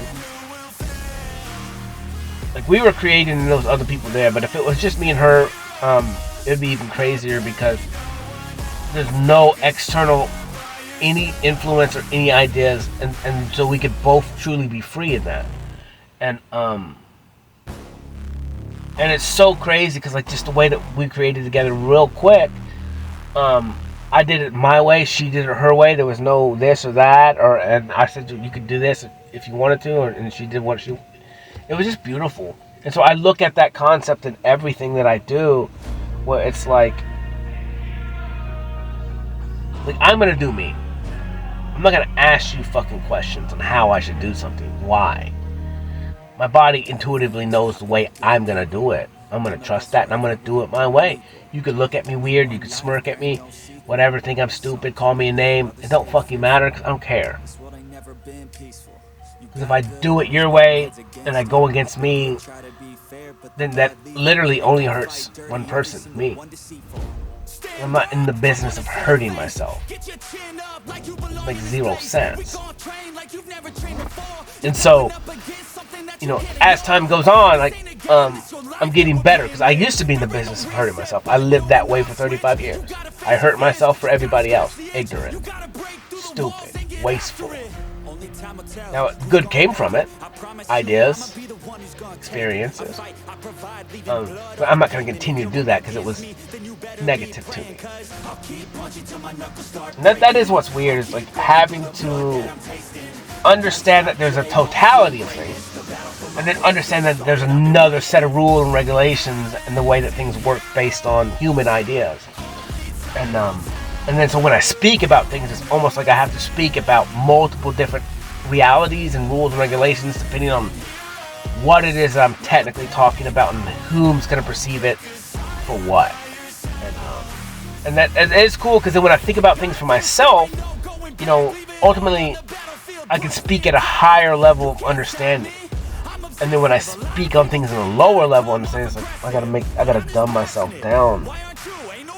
And it's frustrating. Because a lot of times things are, and they don't need words. But then you gotta explain it for a layman, and then you gotta use words. Because most higher understanding of existences, it just is. It's not right, it's not wrong, but there are repercussions. Now, but it just is. The act is, and then this is the repercussion. It's not good, it's not bad, it just is. But then when you come down here to this lower level understanding of existence, it's kind of the same thing, because that's kind of how I word it, but then I have to use real words to describe it, and then I have to correlate it with something simple, something a child can understand, that you cannot get confused when I speak it. I have to make it so fucking simple that your dumbass brain can't even have the possibility of overcomplicating it. Because that's pride and ego. Because the overcomplication of things is just how we as humans justify our bias for why we do things and why we have to perceive the things that we do and make them okay in our eyes, in our rule, in our regulations for ourselves, even though we put so much crap on external validation. Everything that we do It's like you're still only validating yourself. And that's where the concept of the third-party external validation comes, because like we're so worried that we need this external validation, but in all reality, you have to accept that validation where the whole world could be validating you. But if that one singular person that you want a validation from, you don't get it, then in your own mind you're going, I'm not getting validated. I'm not getting what I need.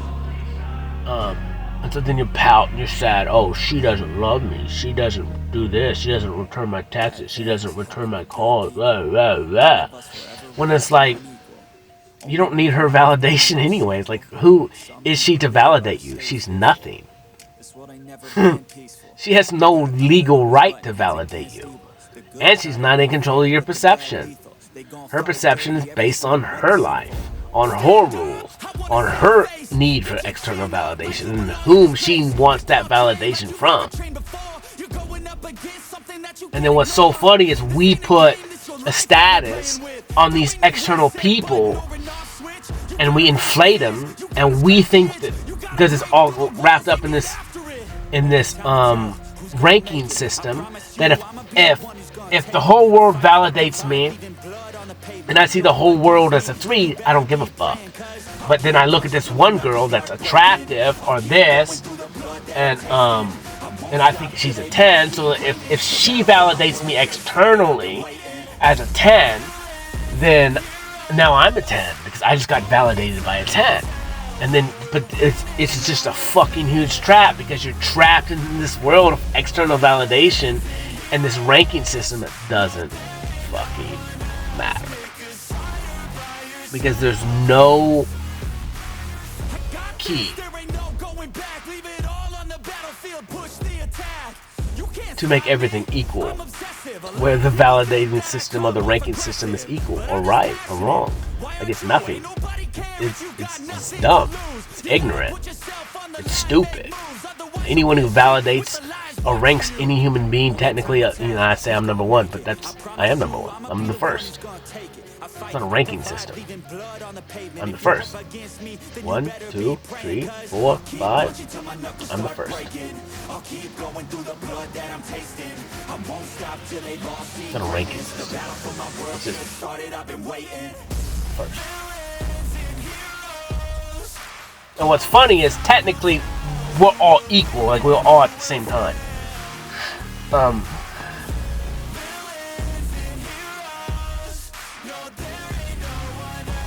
Because once the creator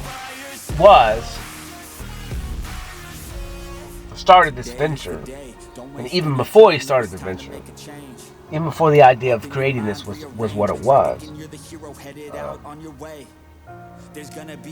every possibility was already there, which means every human idea was there. Every vessel was already imprinted in the possibility of the imagination.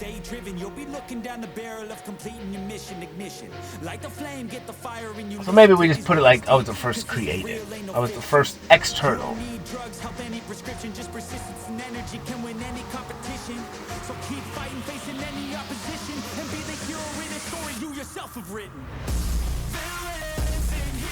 And that's where I see max capacity or max potential in everyone.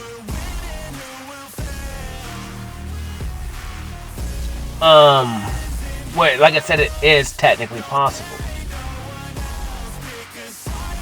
But you can only be your max potential, if that makes any sense.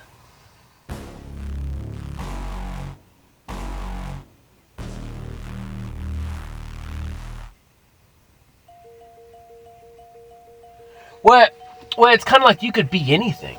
It doesn't mean that that's what you want to be, though. You know, that would be what I would say about it. That is what I would say about it. I mean, it'd be like, you could be a brain surgeon, but do you want to be a brain surgeon? Like, maybe you don't like fucking blood. Maybe it makes you queasy. But if you gave it enough time, attention, focus, you could become one. You could maybe overcome it, become desensitized to blood. But why would you go do something you fucking hate? Like, that doesn't make zero fucking sense. Like, it's dumb. It's negative to you.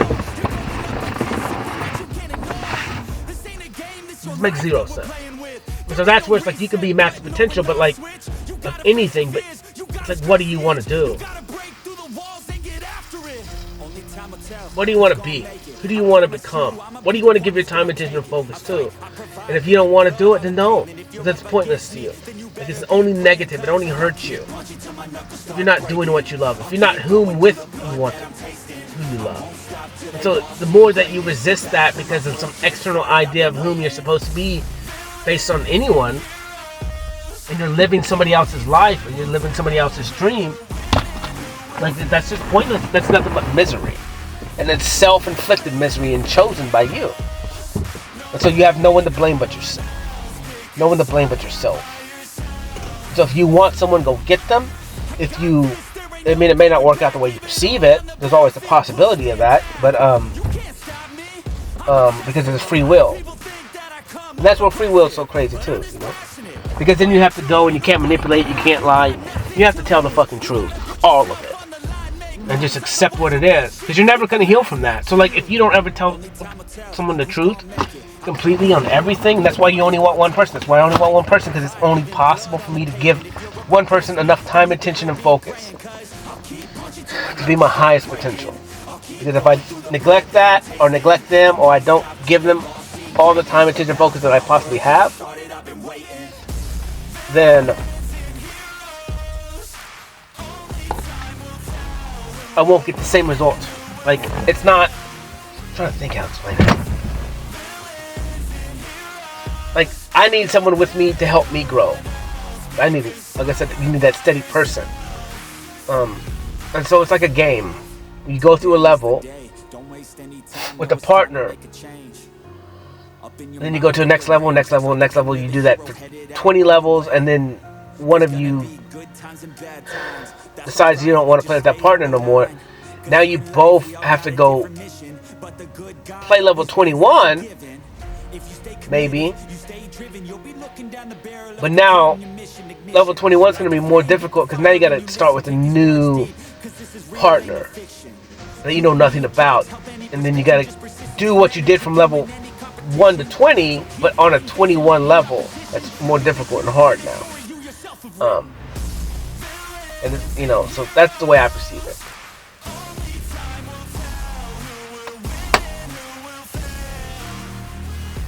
So yeah, it just makes sense to have one partner. For all of it, really. And like I said, and then you could, you know, if you needed to, you could use sex differently. You know, whatever, as an experience. But you have to be able to understand that basic operations of sex and your body and the way that it does things, that it's impossible for you to not exchange energies. It's impossible. It's impossible for you to technically not catch feelings with someone that you have sex with. Your body creates feelings. It creates emotion, energy in motion. It does things. You know, dopamine ports are opened and remapped. Every time you have sex with someone, it's smells, everything, taste, feelings, temperature. Neural pathways are formed with each interaction sexually that you have with someone. Each interaction that you have with people, neural pathways are formed. Some are positive, some are negative. Some do this, some do that. And so, like I said, for me, I just understand all this stuff biologically, that you cannot even fight or control that, because the way that the vessel is set up, there's nothing you can do about it. And when a woman surrenders to a man and accepts his member, she is surrendering to you. Therefore, she is literally open to accept what it is that you're giving. You can't take that back. You already surrendered. The action of you laying there and opening your legs is an energetic acceptance of whatever is to come. Literally. And figuratively. And that's why the sex is the most important thing in the world, almost. As far as brainwashing goes, or ideas, or influence, or energy exchange. So you need to fucking understand what you're doing, you know. And where at the same time, like, it is what it is, because then it's fucking fun. And then maybe going to a party or with just living in the moment, and just or orgy or something, who knows, whatever it is that you're into, yeah, it's gonna be max fun, max experience, and hopefully it's all positive in the moment for you. But your body has to grieve everyone that you just had sex with, literally. Like, it will grieve it.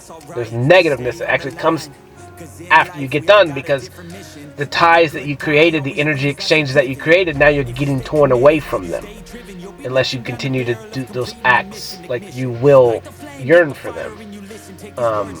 Technically, I'm pretty fucking good at not bonding, but that's a lot of my strength. So honestly, like, my past is my strength, my pain is my strength, the walls that I created is my strength. I used to look at it as negative. The reason that I can't bond to you is fucking strong as shit. That means when I do bond to you, it's that much better. And then again, like I said, I don't want to bond to everyone. I literally only want to bond to one. And so, the only way I can bond to you is by time, attention, and focus, and consistency. And so, because I can resist the sexual bonds that I grow and the energy exchanges, it doesn't mean they do affect me. Like, I know this for a fact. Like, anyone technically, just think about if someone that you've had sex with, think about it when they text you. Start to be aware of it. What happens to your body? What happens to your mind? And maybe it's all positive. So maybe you would just only have positive things, but then you're gonna have you're gonna get horny or whatever. Like, your body's gonna do some weird shit. Just start being aware of it. Like, people you've had sex with. So or you've surrendered to, or you've done this and done that, or you were with for a long time and period. Like, just start becoming aware of, like, when you interact with people, how do they make you feel in the silence, in their presence. Do they do you harm? Because if they did you harm, or if they tricked you, or if they disappointed you, like, all that stuff is there. And, like, it's you got to kind of see how they influence you, influence your subconscious, your body, and then become aware on how it plays out. And so that's why a lot of times when my presence outweighs this, because when you're in my presence, you get the full energy of me. Technically, you get my tornadic energy of existence that you cannot understand. It's overwhelming, and I control it. I put off and let go. It just depends on me and what I need to do, and how much energy I put out. But a lot of that is because I match you, because you can't handle it if I gave it all to you. Like, you can't. And so I have to kind of, like, choose how much is delivered and not delivered, how much I'm letting shine and how much I'm not, or how much I'm holding back. But like I said, in my presence, I tend to be positive. I mean, there's some days when I'm off my game or whatever, I'm disappointed or sad or whatever, and then my energy is dark and people will feel it. I can be the brightest light, or I can be the darkest dark. Either way, I'm me. And so then I become aware of that, and then I'm trying to control that myself and my energy. Because I don't want to be negative. I only want to be positive unless someone's needing me to be negative. You know, unless someone's treating me like shit, or they're treating other people like shit, and I'm not going to put up with it. I'm going to hurt you. Mentally. I'm going to break you. It's fucking fun to me. It's fun. It's fun to bully a bully. It's just part of it. It's my pleasure. It's my pleasure. And it does suck because I do have compassion. Because you don't become a bully unless somebody bullied you, technically, or something happened to you. But